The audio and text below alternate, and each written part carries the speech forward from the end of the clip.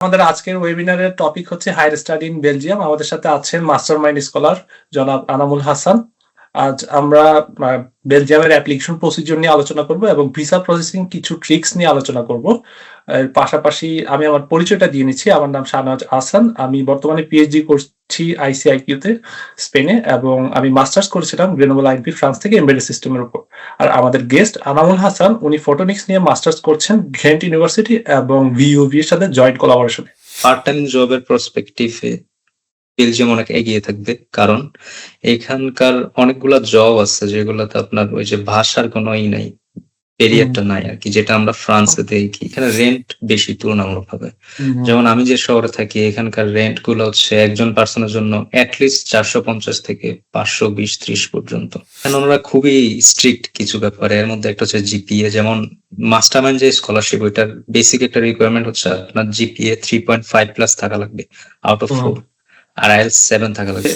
আপনার যে প্রোগ্রাম, ওইটা সম্পর্কে যদি খুব ভালো আইডিয়া থাকে, ইনডেপথ আইডিয়া থাকে যে আপনার প্রোগ্রাম যেটা পড়াবে ওই ইউনিভার্সিটি, ওইটা আসলে কিসে ফোকাস করে, কেমন স্টুডেন্ট চায়, আপনি ওইসব ব্যাপারে কতটুকু বেসিক নলেজ রাখেন যে আচ্ছা আমি এখানে গেলে এটা এটা শিখে ক্যারিয়ারে এই করতে পারবো, মানে এই ব্যাপারে যত বেশি ক্লিয়ার থাকা যায় আর কি।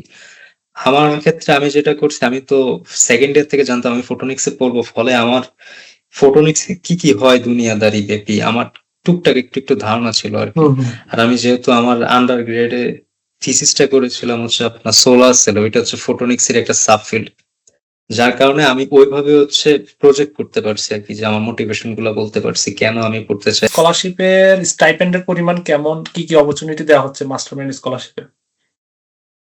এটা হচ্ছে আপনার কোনো ধরনের কোনো ফি লাগে না, যেটা হচ্ছে ইটসেলফ হচ্ছে 6 থেকে 7 লাখ টাকা সেভ করে আপনাকে। এটা হচ্ছে এখানে আসার আগেই। তারপরে হচ্ছে বেলজিয়ামের ভিসাটা আপনি একদিনে পেয়ে যাবেন, যেদিন ইন্টারভিউ দিবেন ওইটা একটা, সকালে দিলে বিকালে ভিসা নিয়ে তারপর দিন চলে আসতে পারবেন। 3 দিনের মানে সময় নিয়ে ইন্ডিয়াতে গেলে ভিসা হয়ে যাবে। এইটা গেল। আর হচ্ছে এখানে আসার পরে ওনারা একটা ইন্স্যুরেন্স দিয়ে দেয়, আমাকে দিছে, আমি জানি না অন্যান্য কেউ নিছে কিনা, ক্যান্ট ইউনিভার্সিটি দিছে। আর স্টাইপেন্ড হচ্ছে 850 ইউরো পার মান্থ। বেলজিয়াম একটা ছোট্ট দেশ, ফ্রান্সের পাশে। যারা ফ্রান্সে এবং ইতালিতে অ্যাপ্লাই করছেন, জার্মানিতে অ্যাপ্লাই করছেন, জার্মানিতে লং ওয়েটিং পিরিয়ড, তাদের জন্য আমি মনে করি বেলজিয়াম একটা গুড অপশন হতে পারে। কারণ হচ্ছে বেলজিয়ামের ভিসা রেশিও কিন্তু খুবই ভালো। কারণ এখানে হচ্ছে আপনাকে ব্লক অ্যাকাউন্টে টাকা পেমেন্ট করে দিতে হচ্ছে আগেই, যে কারণে আপনার ভিসা রেশিওটা মোটামুটি ওয়ান কাইন্ড অফ শিওর থাকে। আপনি যদি সব ডকুমেন্ট প্রপারলি সাবমিট করতে পারেন, আপনার ভিসাটা 100% শিওর থাকে। ডিটেলস প্রসিডিউরটা আসলে কেমন, ভিসা অ্যাপ্লিকেশন প্রসিডিউর গুলো? সো প্রথমে আপনাকে ভেরিফাই করাতে হবে আপনার যে সকল এডুকেশনাল ডকুমেন্ট আছে, certificate, transcript, SSC, HSC, bachelor, master, সবগুলোকে ভেরিফিকেশন করাতে হবে, যেটাকে আমরা বলি অ্যাপোস্টাইল। অ্যাপোস্টাইল করে আপনারা ইউনিভার্সিটিতে অ্যাপ্লিকেশন করতে পারবেন অনলাইনে। এরপর অ্যাপ্লাই করার পর আপনার প্রয়োজন হচ্ছে লিগালাইজেশনের। এরপর আপনি অফার লেটার পাবেন। অফার লেটারে 2টা ইনভয়েস থাকবে, একটা হচ্ছে ব্লক অ্যামাউন্টের, আর একটা হচ্ছে টিউশন ফি। এখন আমি এই বেলজিয়ামটাকে কয়েকটা রিজিয়নে ভাগ করা যায়, যেমন ফ্লন্ডার্স রিজিয়নটা হচ্ছে ডাচ স্পিকিং রিজিয়ন, আর একটা হচ্ছে ওয়ালোনিয়া রিজিয়ন।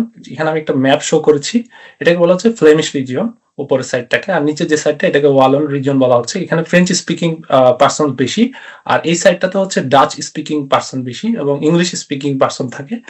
বেলজিয়াম হচ্ছে এমন একটা দেশ যাদের হচ্ছে ল্যাঙ্গুয়েজ 3টা, অর্থাৎ ডাচ, ফ্রেঞ্চ এবং ইংলিশ, 3টা ল্যাঙ্গুয়েজে তাদের সরকারি ভাষা। সো ব্রাসেলসে হচ্ছে মিক্স, ব্রাসেলসে 3টা ভাষাই সমান জনপ্রিয়, বাট ফ্রেঞ্চ বেশি জনপ্রিয়। 90% মানুষ ফ্রেঞ্চে কথা বলে ব্রাসেলসে। এরপর আসি ব্রাসেলসে আমরা বাইলিঙ্গুয়াল বলতে পারি, ইন্টারন্যাশনাল হাব বলতে পারি।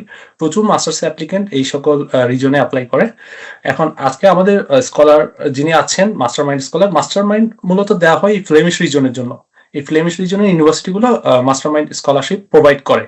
আর ওয়ালিয়ন রিজনের মধ্যে একটা স্কলারশিপ আছে যেটাতে বর্তমানে বাংলাদেশ লিস্টেড নাই, অর্থাৎ এই বছরের যে সার্কুলারটা এসছে ওই সার্কুলারে বাংলাদেশকে লিস্টেড করা হয়নি। আমরা প্রথমেই দেখি বেলজিয়ান এডুকেশন সিস্টেমটা কেমন। অবশ্যই বেলজিয়ামের ইউনিভার্সিটিগুলো ভলগনা প্রসেস ফলো করে, অর্থাৎ ভলগনা প্রসেস ইউরোপের অধিকাংশ ইউনিভার্সিটি ফলো করে। অর্থাৎ আপনার এখানে 18 ইয়ার্স অফ এডুকেশনের পর আপনি ব্যাচেলর, মাস্টার্স এবং পিএইচডি করতে পারবেন, যেখানে ব্যাচেলরটা হচ্ছে 3 ইয়ার্সের, মাস্টার্স হচ্ছে 2 ইয়ার্সের এবং পিএইচডিটা হচ্ছে সম্ভবত 3 ইয়ার্সের। ফ্লেমিশ রিজনে যে ইউনিভার্সিটিগুলো আছে তাদের কারিকুলামটা অনেকটাই ডাচ কারিকুলাম ফলো করে। আর এই ওয়ালন রিজনে যেগুলো আছে এগুলো হচ্ছে ফ্রেঞ্চ কারিকুলাম ফলো করে। সো ইউনিভার্সিটি চুজ করার ক্ষেত্রে আপনারা এই সকল বিষয়গুলো খুঁটিনাটি বিষয়গুলো চেক করে দেখবেন। এবার চলে যাই ইউনিভার্সিটি লিস্টে কোন কোন ধরনের ইউনিভার্সিটি রয়েছে। আমি কয়েকটা ক্যাটাগরিতে ইউনিভার্সিটিকে ডিভাইড করেছি। প্রথমে আসছে হচ্ছে রিসার্চ ইউনিভার্সিটি। ইউনিভার্সিটিগুলোতে হাইলি কোয়ালিফাইড রিসার্চ হয়। ইউনিভার্সিটির সংখ্যাগুলো হচ্ছে 10 থেকে 12টা এবং এখানে হচ্ছে নন ইউ স্টুডেন্ট অর্থাৎ বাংলাদেশিদের জন্য টিউশন ফি হতে পারে 1000 টু 6000 ইউরো পার ইয়ার। অনেকেই প্রশ্ন করেছেন আমাদের ওয়েবিনারে যে থার্ড ওয়ার্ল্ড কান্ট্রি হিসেবে বাংলাদেশের জন্য যে 800 ইউরো যে একটা সিস্টেম চালু আছে ওই ব্যাপারে প্রশ্ন করেছেন। এটা আনফরচুনেটলি এটা সম্ভবত বাতিল করা হচ্ছে এই পরের সেমিস্টার থেকে বা পরের ইনটেক থেকে, যেটা আমাদের গেস্ট আমাদের গতকাল আনসার দিয়েছিলেন। এটা নিয়ে আমরা পরবর্তীতে আলোচনা করব। এর সিলেক্টিভিটিটা দেখি, সিলেক্টিভিটিটা হচ্ছে খুবই হাই, মোটামুটি প্রোগ্রাম ডিপেন্ডেন্ট। যেমন ইউনিভার্সিটিগুলো হচ্ছে কেইউ লিভেন, গেন্ট, অ্যান্ট্রিপ, ভিউভি, তারপর হচ্ছে ইউএলবি, ইউমন্স, ইউনামোর, এই ইউনিভার্সিটিগুলা। এরপর আসি applied science university. Applied science ইউনিভার্সিটির সংখ্যা হচ্ছে 35 টু 45। মোটামুটি এই ইউনিভার্সিটিগুলোতে স্টুডেন্টরা পড়তে আসে। এখানে টিউশন ফি 1000 টু 4000 ইউরো, বেশিও হতে পারে, ভ্যারি করে। সো এখানে মডারেট এন্ট্রি রিকোয়ারমেন্ট, বাট ব্যাচেলরে যারা পড়তে আসে তারা এই সকল ইউনিভার্সিটিগুলোতে অ্যাপ্লাই করে। থমাস মোর খুবই জনপ্রিয় ইউনিভার্সিটি ব্যাচেলর অ্যাপ্লিকেন্টদের জন্য। তারপর এইখানে হগেন্টও পড়তে আসে অনেকে, বাট এই প্রোগ্রামগুলো হচ্ছে মূলত ব্যাচেলর অ্যাপ্লিকেন্ট আছে। এখানে রিসার্চের চেয়ে আপনার হচ্ছে ইন্ডাস্ট্রি বেসড কারিকুলাম বেশি থাকে। তো আপনি যদি রিসার্চ ওরিয়েন্টেড হয়ে থাকেন আপনি ইউনিভার্সিটিগুলোকে ফোকাস করতে পারেন, পাশাপাশি ব্যাচেলর অ্যাপ্লিকেন্ট হয়ে থাকলে ইউনিভার্সিটিগুলো ফোকাস করতে পারেন। এছাড়া অন্যান্য কিছু স্কুল রয়েছে, যেমন স্কুল অফ আর্টস, কনজারভেটরিজ, এরপর রয়েছে আপনার বিজনেস কিছু স্কুল রয়েছে। বিজনেস স্কুলগুলোর পরিমাণ খুবই কম। তারপর একটি মিলিটারি ইনস্টিটিউট রয়েছে যেটা স্পেশালাইজ ইনস্টিটিউট, এটা হচ্ছে royal military academy. So but আমাদের যে অ্যাপ্লিকেন্টরা তারা মূলত টার্গেট করেছে রিসার্চ ইউনিভার্সিটি এবং অ্যাপ্লাইড সায়েন্স ইউনিভার্সিটি, এই ইউনিভার্সিটিগুলোতে সাধারণত পড়তে আসে সবাই। এবার আমি ফ্লন্ডার্স রিজনের যেখানে ডাচ এবং ইংলিশ স্পিকিং রিজন, এই রিজনের ইউনিভার্সিটিগুলোকে লিস্ট করেছি, যেখানে প্রথমে আছে হচ্ছে কেইউ লিভেন। কেইউ লিভেন পপুলার হচ্ছে আপনার ইঞ্জিনিয়ারিং এর জন্য, টেকনোলজির জন্য, ডাটা সায়েন্সের জন্য, এআই রিলেটেড ট্র্যাকের জন্য, এছাড়াও business, economics, bioscience engineering and advance স্টাডিজের জন্য। সো আপনারা ইউনিভার্সিটি পোর্টালে গিয়ে প্রোগ্রামগুলো খুঁজে দেখতে পারেন এবং অ্যাপ্লিকেশন করতে পারেন। এরপর আছে হচ্ছে ঘেন্ট ইউনিভার্সিটি। ঘেন্ট পপুলার হচ্ছে আপনার engineering, computer science, ICT, bioscience, environmental, marine, economics, business and advance মাস্টার্সের জন্য। অ্যাডভান্স মাস্টার্স গুলো হচ্ছে 1 ইয়ার স্পেশালাইজ মাস্টার্স। এই মাস্টার্স গুলোতে সাধারণত যারা প্রফেশনাল ট্র্যাকে বা যাদের জব এক্সপিরিয়েন্স আছে, রিসার্চ এক্সপিরিয়েন্স আছে প্রিভিয়াস, তারা অ্যাপ্লাই করতে পারে। তো ঘেন্ট ইউনিভার্সিটিতে এই প্রোগ্রামগুলো আছে। এরপর আছে হচ্ছে ইউনিভার্সিটি অফ অ্যান্ট্রিপ। অ্যান্ট্রিপের প্রোগ্রামগুলো হচ্ছে business, economics, social science, business analytics, এরপর হচ্ছে ল, বায়োমেডিক্যাল, হেলথ, এই রিলেটেড। এবার আসি হচ্ছে ভিইউভি। ভিইউভিও ব্রাসেলসের একটা নামকরা ইউনিভার্সিটি। এখানে ইঞ্জিনিয়ারিং, কম্পিউটার সায়েন্স, এআই, এরপর হচ্ছে আপনার সোশ্যাল সায়েন্স, তারপর ইউরোপিয়ান প্রোগ্রাম, এরপর হচ্ছে আপনার হেলথ রিলেটেড প্রোগ্রাম থাকে। এরপরে ইউহ্যাসেলতে প্রোগ্রামগুলো হচ্ছে transportation engineering, logistic, management, data innovation related program, এরপর engineering, technology, life science related প্রোগ্রামগুলো পাবেন। এখানে আমি সবগুলো ইউনিভার্সিটির লিস্ট দিইনি, জাস্ট কয়েকটা নাম করা ইউনিভার্সিটির লিস্ট দিয়েছি, আপনারা বাকিগুলো খুঁজে দেখতে পারেন। এবার আসি ফ্রেঞ্চ রিজন, যেটা ওয়ালোনিয়া রিজন। এখানেও ইংলিশ স্পিকিং, ইংলিশ টট প্রোগ্রাম রয়েছে। ইউসি লোভেনের যে প্রোগ্রামগুলো আছে এগুলো হচ্ছে management, business, economics, engineering, ICT, public health and biomed. এরপর আমরা দেখছি হচ্ছে ইউনিভার্সিটি অফ লিজের প্রোগ্রামগুলো আপনি পাবেন হচ্ছে engineering, space, geotechnical engineering, environmental engineering, data science, computer science related program, life science এবং অ্যাডভান্স মাস্টার্স প্রোগ্রাম রয়েছে। এরপর আপনি দেখতে পারেন ইউনিভার্সিটি অফ নামুরের প্রোগ্রামগুলো হচ্ছে computer science, AI, data science, management, governance policy এবং অ্যাডভান্স মাস্টার্স। এছাড়া আরেকটা ইউনিভার্সিটি আছে যেটা হচ্ছে ইউনিভার্সিটি অফ মন্স। এখানে প্রোগ্রামগুলো হচ্ছে engineering, material science, ICT, management, advance masters. So এই ইউনিভার্সিটিগুলো আপনারা চেক করতে পারেন। এবার আসি স্কলারশিপ নিয়ে। তো অনেকেরই প্রশ্ন থাকে কোন কোন স্কলারশিপ গুলো রয়েছে। মেইন স্কলারশিপ গুলো হচ্ছে গভর্নমেন্ট ফান্ডেড স্কলারশিপ, যেগুলো হচ্ছে ফ্লন্ড রিজন এবং ওয়ালোনিয়া রিজন, দুইটা রিজনের জন্য দুইটা গভর্নমেন্ট স্কলারশিপ রয়েছে। এছাড়াও রয়েছে ইউনিভার্সিটি স্কলারশিপ, এগুলো হচ্ছে merit base scholarship, tuition waiver হতে পারে অথবা ফ্যাকাল্টি বেস হতে পারে ডিপার্টমেন্ট ওয়াইজ।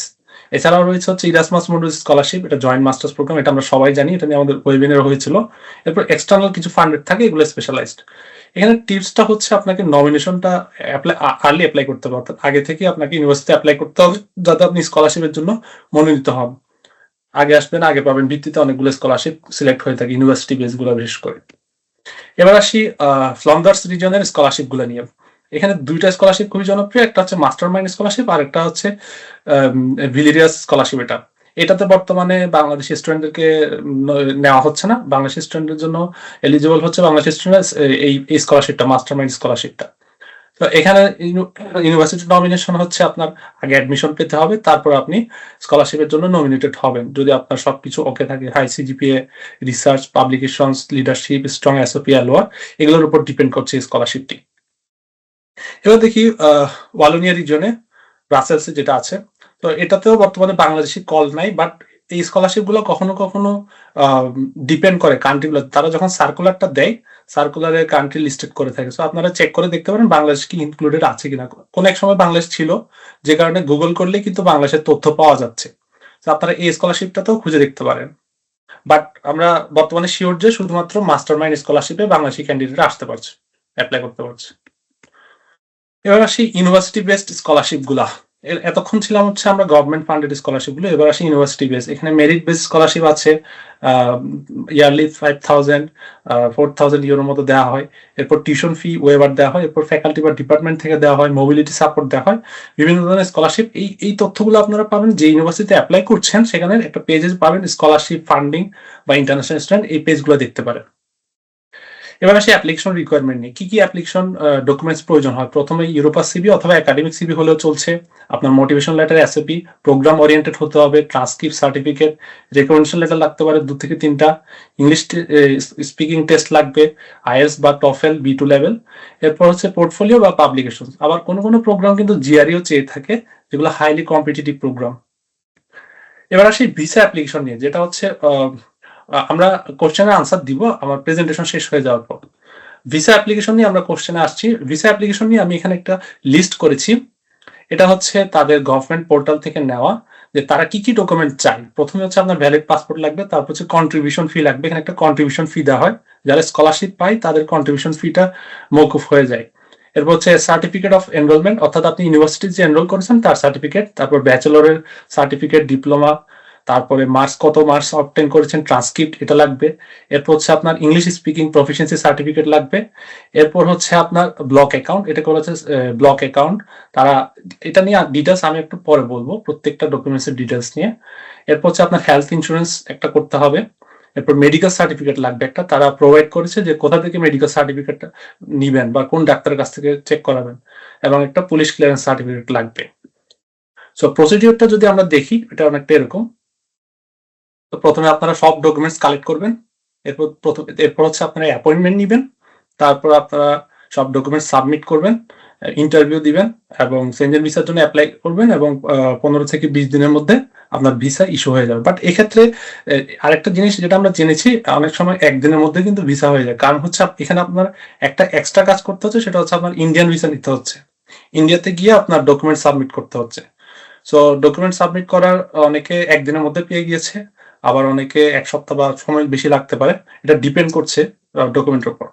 আর এই ডকুমেন্টগুলো অবশ্যই মনে রাখবেন, এই ডকুমেন্টগুলো আপনার সাবমিশনের সময় লাগবে। এবার আসি আমরা একটু ডিটেলস প্রসিডিউরে। ডিটেলস প্রসিডিউরটা আসলে কেমন, ভিসা অ্যাপ্লিকেশন প্রসিডিউর গুলো। সো প্রথমে আপনাকে ভেরিফাই করাতে হবে আপনার যে সকল এডুকেশনাল ডকুমেন্ট আছে, certificate, transcript, SSC, HSC, bachelor, master, সবগুলোকে ভেরিফিকেশন করাতে হবে, যেটাকে আমরা বলি অ্যাপোস্টাইল। অ্যাপোস্টাইল করে আপনারা ইউনিভার্সিটিতে অ্যাপ্লিকেশন করতে পারবেন অনলাইনে, পিডিএফ দিয়ে অনলাইনে অ্যাপ্লাই করতে পারবেন। অ্যাপ্লিকেশন ফি সাধারণত হয় 50 ইউরো থেকে শুরু করে 200 ইউরো পর্যন্ত, ইউনিভার্সিটি ওয়াইজ ভ্যারি করে, কোথাও 50, কোথাও 60, কোথাও 100, কোথাও 150। সো এটা প্রোগ্রাম ওয়াইজ ডিপেন্ড করছে।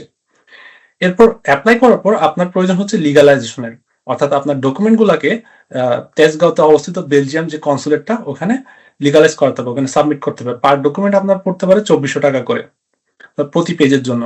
সো এগুলো লিগালাইজ করার পর আপনার অফিসিয়াল যেই ডকুমেন্ট গুলা, সেটা ইউনিভার্সিটি খামে করে আপনাকে সাবমিট করতে হবে ইউনিভার্সিটিতে। এরপর আপনি অফার লেটার পাবেন। অফার লেটারে 2টা ইনভয়েস থাকবে, একটা হচ্ছে ব্লক অ্যামাউন্টের আর একটা হচ্ছে tuition fee. So tuition fee 3,000, 4,000, 5,000, 6,000 হয়ে থাকে এই টাকাটা, এবং ব্লক ব্লক অ্যাকাউন্টের টাকাটা আপনাকে শো করতে হবে, বা আপনাকে একটা অ্যাকাউন্ট করতে হবে যেখানে আপনাকে টাকাটা সেন্ড করে দিতে হবে। তো এটা গেল। আর যারা স্কলারশিপ পায় তাদের জন্য আলাদা লেটার দেওয়া হয়, তাদের কোনো টাকা দেখাতে হয় না, তাদের এই পুরো ডকুমেন্টগুলো ইউনিভার্সিটি প্রোভাইড করে। তো এরপর আসছে হচ্ছে আপনার হেলথ ইন্স্যুরেন্স। আপনার একটা হেলথ ইন্স্যুরেন্স নিতে হবে। এটা আমি একজন অ্যাপ্লিকেন্টের সাথে কথা বলেছি, উনি বলেছেন যে সুইস কেয়ারে হেলথ ইন্স্যুরেন্স নিয়েছে, যেটা 180 থেকে 190 ইউরো পার ইয়ার পরে। সো এছাড়াও আরো অনেক, যেটা হচ্ছে ইউরোপিয়ান হেলথ ইন্স্যুরেন্স, ইউরোপিয়ান কোনো প্রোভাইডার থেকে নিলে ভালো হয়। এরপর আপনার প্রয়োজন হচ্ছে পুলিশ ক্লিয়ারেন্স সার্টিফিকেট, যেটা আপনারা অনলাইন থেকে অ্যাপ্লাই করলে পেয়ে যাবেন। তো এই ডকুমেন্টগুলো ম্যান্ডেটরি। এরপর আপনার হচ্ছে হেলথ চেক আপ করতে হবে, যেটা বেলজিয়ান এম্বাসি তারা স্পেসিফাই করে দিয়েছে কোথা থেকে চেক আপ করতে হবে, এটা আমরা পরে বলছি। হেলথ চেক আপের জন্য আপনার 7,500 টাকার মতো খরচ হতে পারে। এরপর আপনার কন্ট্রিবিউশন ফি দিতে হতে পারে, এটা হচ্ছে 237 ইউরো। যারা স্কলারশিপ পায় তাদের জন্য এই কন্ট্রিবিউশন ফিটা লাগে না। এটা ওয়ান কাইন্ড অফ সিবেক এর মতো। যারা ফ্রান্সে অ্যাপ্লাই করছেন তারা জানেন যে সিবেক জমা দিতে হয় 110 ইউরো বা এরকম একটা সিবেক জমা দিতে হয় কন্ট্রিবিউশন। এরপর হচ্ছে ইন্ডিয়ান ভিসা ফি, এটা 2,000-2,500 টাকা পড়তে পারে। এরপর হচ্ছে আপনার বেলজিয়াম ভিসা ফি, অর্থাৎ বিএফএস যে ফিটা জমা দিবেন ওই ফিটা। আর এই সমস্ত ডকুমেন্ট যখন আপনার রেডি হবে, যখন আপনি অফার লেটার পাবেন, আপনারা নয়াদিল্লিতে অবস্থিত যে এম্বাসি, ওখানে ইমেল করে আপনার ডকুমেন্ট সাবমিট করতে পারেন অ্যাপয়েন্টমেন্টের জন্য। এবার আসি লিগালাইজেশন নিয়ে। তো লিগালাইজেশন নিয়ে ডিটেলস এই ইনফরমেশন লিঙ্কে দেওয়া আছে। এটা আমি ওদের ওয়েবসাইট থেকে নিয়েছি। এখানে তারা বলেছে যে ঢাকার তেজগাঁওতে অবস্থিত কনসুলেট, এখানে আপনার গেলে আপনার ডকুমেন্ট লিগালাইজেশন করতে পারবেন, সাবমিট করে ওই একদিনের মধ্যে কতদিন লাগে এটা ওরা ওখানে জানিয়ে দেবে। প্রসিডিউরস এখানে যোগাযোগ করে আপনারা জানতে পারবেন। এরপর হচ্ছে ব্লক মানি নিয়ে, এটাও হচ্ছে আপনার ওদের ওয়েবসাইট থেকে ডিটেলসটা নেওয়া। তারা বলেছে মান্থলি 835 ইউরো করে দেখাতে হবে, অর্থাৎ মান্থলি 835 ইউরো করে হলে বছরে প্রায় আপনার 10.5 থেকে 11,000 করে পড়ছে, 10.5 থেকে 11,000 ইউরো করে পড়ছে। এই অ্যামাউন্টটা আপনাকে ব্লক অ্যাকাউন্টে দেখাতে হবে। সো এই সমস্ত ডিটেলস হচ্ছে ইউনিভার্সিটি আপনাকে প্রোভাইড করবে, কোথায় ব্লক অ্যাকাউন্ট করতে হবে তারা জানিয়ে দেবে যখন আপনি অফার লেটার পাবেন। এবার আসি কন্ট্রিবিউশন ফিতে। এটাও তাদের ওয়েবসাইটে লেখা আছে। আপনি যদি প্রাইভেট ইউনিভার্সিটিতে পড়েন তখন 236 ইউরো, পাবলিক ইউনিভার্সিটিতে পড়লে এই যে 245 ইউরো। তো এই সমস্ত ডিটেলস দেওয়া আছে। এটা কন্ট্রিবিউশন ফি। এবার আসি হেলথ চেক আপ নিয়ে। হেলথ চেক আপ রিলেটেড যে সকল, এটা হচ্ছে অ্যাড্রেস ঢাকার বাড়িধারাতে অবস্থিত ডিপ্লোম্যাটিক মিশনে, এখানে এই ডক্টরের মাধ্যমে হেলথ চেক আপটা করতে হবে। অর্থাৎ তারা দেখা হচ্ছে হ্যাপাটাইটিস বিটা ফোকাস করা হয় মূলত, হ্যাপাটাইটিস বি ডিজিজ আছে কিনা। এরপর এটা ডকুমেন্ট আপনার প্রয়োজন হবে এম্বাসিতে সাবমিশনের জন্য। এরপর হচ্ছে আপনার Indian visa. Indian visa apply করতে আমরা সবাই জানি যে ইন্ডিয়ান ভিসা আসলে এখন বর্তমানে পাওয়াটা একটু ডিফিকাল্ট হয়ে গেছে। তারপরও সব ডকুমেন্ট নিয়ে চেষ্টা করলে একটু আগে থেকে ট্রাই করতে হবে, হাতে সময় রেখে ট্রাই করতে হবে। পাওয়া যায় না এমন না, পাচ্ছে, বাট একটু অপেক্ষা করতে হচ্ছে, অনেক লেন্দি এই আর কি প্রসিডিউর। সো আমরা শুরু করেছি ইতিমধ্যে মেন্টরশিপ প্রোগ্রাম। মেন্টরশিপ প্রোগ্রামে আমরা গাইডলাইন দিচ্ছি 1 ইয়ার ব্যাপী স্টুডেন্টদেরকে। নভেম্বর থেকে আমাদের প্রোগ্রামটা শুরু হয়েছে, এখনো চলছে। আমরা বিভিন্ন ন্যাশনাল স্কলারশিপ গুলো নিয়ে ট্রাই করছি, স্টুডেন্টদেরকে গাইডলাইন দিচ্ছি, ইরাসমাস প্রোগ্রামের জন্য প্রিপেয়ার করছি। এরপর অ্যাপ্লিকেশন থেকে শুরু করে ফাইন্যান্সিয়াল ডকুমেন্ট প্রিপারেশন, এবং এরপর থাকছে হচ্ছে অফার লেটার পাওয়ার পর রিজনাল স্কলারশিপ কিভাবে তারা রিচ করবে, অ্যাকোমোডেশন বুকিং, ভিসা প্রসেসিং, সবকিছু নিয়ে আমরা গাইডলাইন দিচ্ছি আমাদের এই মেন্টরশিপ প্রোগ্রামে। এই মেন্টরশিপ প্রোগ্রামের ডিটেলস আপনারা পেয়ে যাবেন আমাদের এই কিউআর কোডটি স্ক্যান করলে একটা ওয়েবসাইটে পৌঁছে যাবেন। এছাড়া আপনারা আমাকে ইমেল করতে পারেন ডিটেলস জানার জন্য। এর পাশাপাশি আমি দিচ্ছি হচ্ছে সিঙ্গেল কনসালটেশন সেশন। এই কনসালটেশন সেশন গুলোর মাধ্যমে আপনারা আপনাদের এসওপি চেক করে নিতে পারছেন, অথবা আপনার কোনো কনফিউশন থাকলে হায়ার স্টাডিজ নিয়ে, ইউরোপে পড়াশোনা নিয়ে কোনো কনফিউশন থাকলে, আপনার প্রোফাইল ইভালুয়েশন করতে চাইলে আমাদের সাথে কনসালটেশন নিতে পারেন। এই নাম্বারে ইনবক্স করতে পারেন অথবা এই ইমেলে ইমেল করতে পারেন। সো ধন্যবাদ সবাইকে। হ্যালো এভরিওয়ান, আসসালামু আলাইকুম। আমাদের সাথে উপস্থিত আছেন আনামুল হাসান, ওনার ভালো নাম, ওনার ডাক নাম হচ্ছে কৃষি, আমি ওনার ভালো নামটাই ভুলে যাই। তো উনি বর্তমানে পড়াশোনা করছেন ঘেন্ট ইউনিভার্সিটি বেলজিয়ামে, এবং উনি স্কলারশিপ পেয়েছিলেন, মাস্টার মাইন্ড স্কলারশিপ, এবং উনি আমাদের সাথে আজকে ডিটেলস শেয়ার করবেন তার জার্নি সম্পর্কে, বাংলাদেশ থেকে তার জার্নি সম্পর্কে, এবং আমরা ছোটখাটো বেশ কিছু বিষয় নিয়ে আজকে আলোচনা করব, যে বিষয়গুলো নিয়ে অ্যাপ্লিকেন্টরা সাধারণত প্রবলেম ফেস করে। সো ভাইয়া, প্রথমেই আপনার পরিচয়টা দিয়ে শুরু করেন। আসসালামু আলাইকুম সবাইকে। আমার নাম এনামুল হাসান, আমার একটা ডাক নাম আছে ত্রিশি। আমি পড়াশোনা করেছি বাংলাদেশে রাজশাহী বিশ্ববিদ্যালয় থেকে। আমার ব্যাচেলর ছিল ইলেকট্রিক্যাল অ্যান্ড ইলেকট্রনিক ইঞ্জিনিয়ারিং। তারপরে আমি বেলজিয়ামে মাস্টার্সের জন্য অ্যাপ্লাই করি, আর এখন আপাতত গেন্ট ইউনিভার্সিটিতে ফটোনিক্স ইঞ্জিনিয়ারিং এ মাস্টার্স করতেছি। বাংলাদেশ থেকে আপনার জার্নিটা কেমন ছিল? মানে অন্যান্য কোন ইউনিভার্সিটিতে এপ্লাই করেছিলেন নাকি শুধুমাত্র বেলজিয়ামে এপ্লাই করেছিলেন? না, আমি কয়েকটা ইউনিভার্সিটিতে অ্যাপ্লাই করেছিলাম। বেলজিয়াম ইনিশিয়ালি প্ল্যান ছিল না, আমার ইনিশিয়াল প্ল্যান ছিল ফ্রান্স। তো আচ্ছা। এখানের কয়েকটা ইউনিভার্সিটিতে অ্যাপ্লাই করেছিলাম, অফার লেটারও পাইছি, কয়েকটাতে স্কলারশিপও আসছিল। তারপরে এখানকার যে বিষয়টা হয়েছে, এখানে অ্যাপ্লাই করার পরে অ্যাকসেপ্টেন্স লেটার পাওয়ার পরে এখানেও একটা স্কলারশিপের জন্য অ্যাপ্লাই করেছিলাম, ফলে এখানের প্যাকেজটা একটু ভালো মনে হয়েছে আর কি, সবকিছু মিলে, আচ্ছা। যার কারণে এদিকে আসা। আচ্ছা, এর পাশাপাশি আরো স্কলারশিপ পেয়েছিলেন আপনি অন্যান্য ইউনিভার্সিটি থেকে? স্কলারশিপ বলতে দুইটা অফার একটু লেটার ট্রিকি পেয়েছিলেন? আছে এখানে। অফার লেটার এবং স্কলারশিপ হচ্ছে কিছু কন্ডিশনের উপর বেস করে, যেমন বোর্ডোতে ওরা বলছিল M2 তে এডমিট হইতে, জি। বলে ওরা আমাকে হচ্ছে ফান্ডিং দিবে 1 বছরের জন্য, পরে তো পিএইচডি হচ্ছে হয়ে যাবে আর কি। তো পরে উনি বললেন যে পরে ইয়ারে যাইতে, এই ইয়ারে একটু ঝামেলা আছে, যার কারণে আমি আর 1 বছর ওয়েট করে নেই। আর ওই দিক থেকে সেন্টেটিনে অ্যাপ্লাই করেছিলাম আর কি। আর আচ্ছা। হচ্ছে আইপি প্যারিসে পিএইচডি ট্র্যাক প্রোগ্রাম আছে, মাস্টার্স প্লাস পিএইচডি। ওইটার ইনিশিয়াল স্ক্রিনিং হয়েছে। ইনিশিয়াল স্ক্রিনিং এর পর যে প্রজেক্টটা আমার সিলেক্ট করতে চাইছে, ওই প্রজেক্টটা আমি চুজ করি নাই। আমি যেটা সিলেক্ট করতে চাইছি ওইটা আবার ওনারা দেয় নাই, ওইখানেও বলছে যে পরের ইয়ারে অ্যাপ্লাই করতে। তো আইপি পরে প্যারিস এটা একটু কম্পিটিটিভ। আমাদের কিছু অ্যাপ্লিক্যান্ট আইপি প্যারিসে অ্যাপ্লাই করছে। এটা একটু কম্পিটিটিভ প্রোগ্রাম, যেহেতু পিএইচডি ট্র্যাক, এই জন্য অনেক মাস্টার্স। আমার সমস্যা হয়েছিল, জি বলেন। আমার সমস্যা হয়েছিল যে ওনারা যে টপিক দিচ্ছে ওইটা ছিল কমিউনিকেশনের উপরে, আমি ফুলি কমিউনিকেশনে যাইতে চাই নাই। আমি চাইছিলাম যে একটু ফটোনিক্স সাইডে থাকতে আর কি। ওইটার জন্য বলছে উনি পরে ইয়ারে নিবে, ওইটাতে গেলে যাওয়া যেত আর কি। তো আপনার অ্যাপ্লিকেশন গুলো অধিকাংশই ছিল ফ্রান্স বেসড? জি জি, ম্যাক্সিমাম আমার টার্গেট ছিল ফ্রান্সে। আমি এই কারণে A1টাও শিখছিলাম ফ্রান্সে আসার জন্য। হ্যাঁ, আমাদের অনেক অ্যাপ্লিক্যান্টও কিন্তু এখানে ফ্রান্সে অ্যাপ্লিকেশনের প্রিপারেশন নিচ্ছে। অনেক অ্যাপ্লিক্যান্টই কিন্তু ফ্রান্সে অ্যাপ্লিকেশনের প্রিপারেশন নিচ্ছে। তাদের আমি বলেছি হচ্ছে প্ল্যান বি, প্ল্যান সি রাখার জন্য। কারণ শুধুমাত্র ফ্রান্স টার্গেট করার পাশাপাশি যদি বেলজিয়াম, ইতালিতে অ্যাপ্লাই করে দেখে, তাহলে 1 বছর লস যাবে না। অনেকে হয় কি শুধু একটা দেশ টার্গেট করে, হলে হইলো, না হলে আবার পরের বছর ট্রাই করে। এই জন্য আমি বলবো হচ্ছে অপশন রাখার জন্য, অপশন রাখাটা বেস্ট হয় আর কি। আর আপনার অফার লেটার পেয়েছিলেন কোন সময়টাতে? মার্চ এপ্রিলের দিকে খুব সম্ভবত। আমাদের যে প্রোগ্রামটা ওইটা ছিল হচ্ছে আপনার রোলিং বেসিসে, ফলে আপনার যে কোনো সময় অ্যাপ্লাই করা যায়। যেমন আমার এক ফ্রেন্ড এখানে আসছে, ও হচ্ছে একটু আগে অ্যাপ্লাই করছে, ও করছে মেবি সম্ভবত জানুয়ারির দিকে, আমি করছি একদম এপ্রিলের দিকে, একদম শেষের দিকে। ওইটাই ডেডলাইন ছিল ওই সময় যেতে। পরে তারপরে মেবি হচ্ছে 4 উইক পরে অফার লেটার দিছে আর কি। একটা হচ্ছে অফিসিয়াল অফার লেটার, একটা যেটা ইন্টারভিউ করে ওনারা বলে দেয়, মানে কাইন্ড অফ যে তোমার নিব কি নিব না, ওইটা আমরা জানতাম, ওইটা 1 সপ্তাহের মধ্যে জানতে পারছি। তো বেসিক্যালি আপনি যেহেতু স্কলারশিপ পেয়েছিলেন, এই কারণে আপনার কোনো প্রবলেম ফেস করতে হয় না ভিসা নিয়ে, যেটা হয়তো অ্যাপ্লিক্যান্টরা প্রবলেম ফেস করে, যে ফাইন্যান্সিয়াল ব্লক অ্যাকাউন্ট তো ক্রিয়েট করা লাগে না আপনার টোটালি। জি না। সোহেল রানা কোশ্চেন করতে যাচ্ছেন। জি সোহেল রানা বলেন, আপনার কোশ্চেনটি বলুন। শোনা যাচ্ছে ভাই আমাকে? হ্যাঁ শোনা যাচ্ছে। আসসালামু আলাইকুম ভাই, আমার কোশ্চেনটা হলো, আমরা ইউএসএ তে মাস্টার্স অথবা পিএইচডি তে অ্যাপ্লাই করতে গেলে তো প্রফেসরকে কন্টাক্ট করতে হয় ফার্স্টে, দেন প্রফেসর ক্লিয়ার মানে গ্রিন সিগন্যাল দিলে হ্যাঁ যে তোমাকে নেব কিংবা তোমার হবে, তুমি অ্যাপ্লাই করো। দেন অ্যাপ্লাই করলে তারপরে স্কলারশিপটা প্রফেসর টিএ অথবা আর এ শিপ এটা পাওয়া যায়। ইউরোপের ক্ষেত্রে এরকম কি আর এ অথবা টিএ শিপ আছে মাস্টার্স অথবা পিএইচডির জন্য?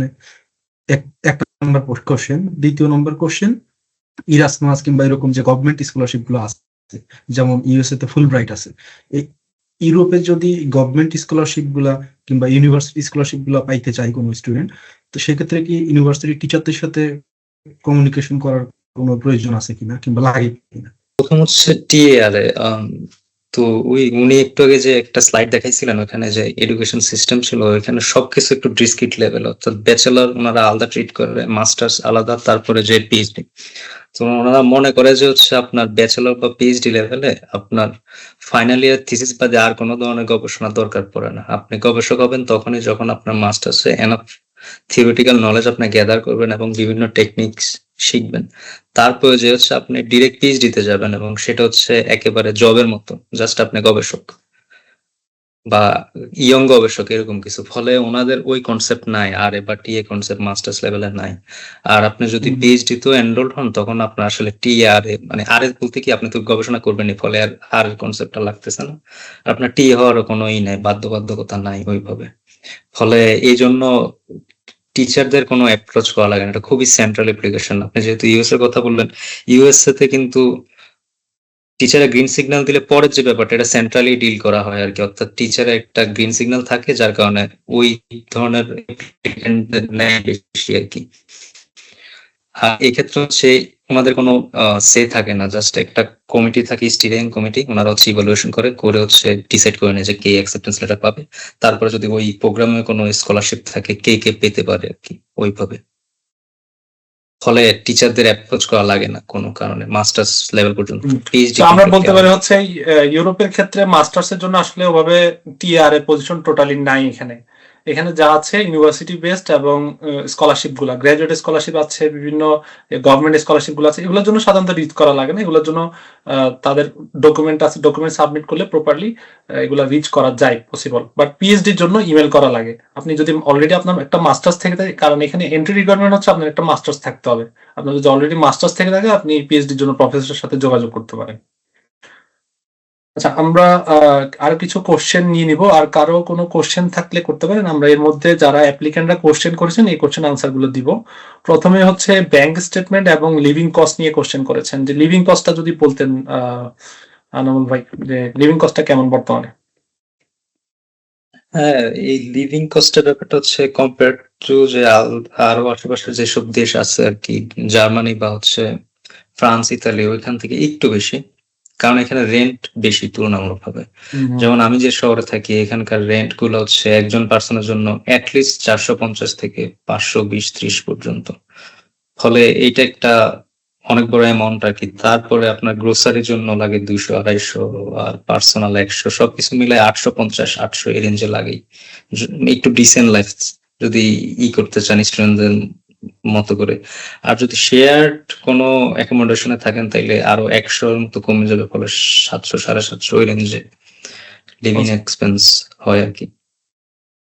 আচ্ছা, পার্ট টাইম জবের অপরচুনিটি কেমন? কারণ অনেক স্টুডেন্টদের কোশ্চেন থাকে হচ্ছে কি পার্ট টাইম জব করে কি টিউশন ফি বা লিভিং কস্ট বিয়ার করা পসিবল কিনা? এটা ডিপেন্ড করবে হচ্ছে টিউশন ফি কেমন।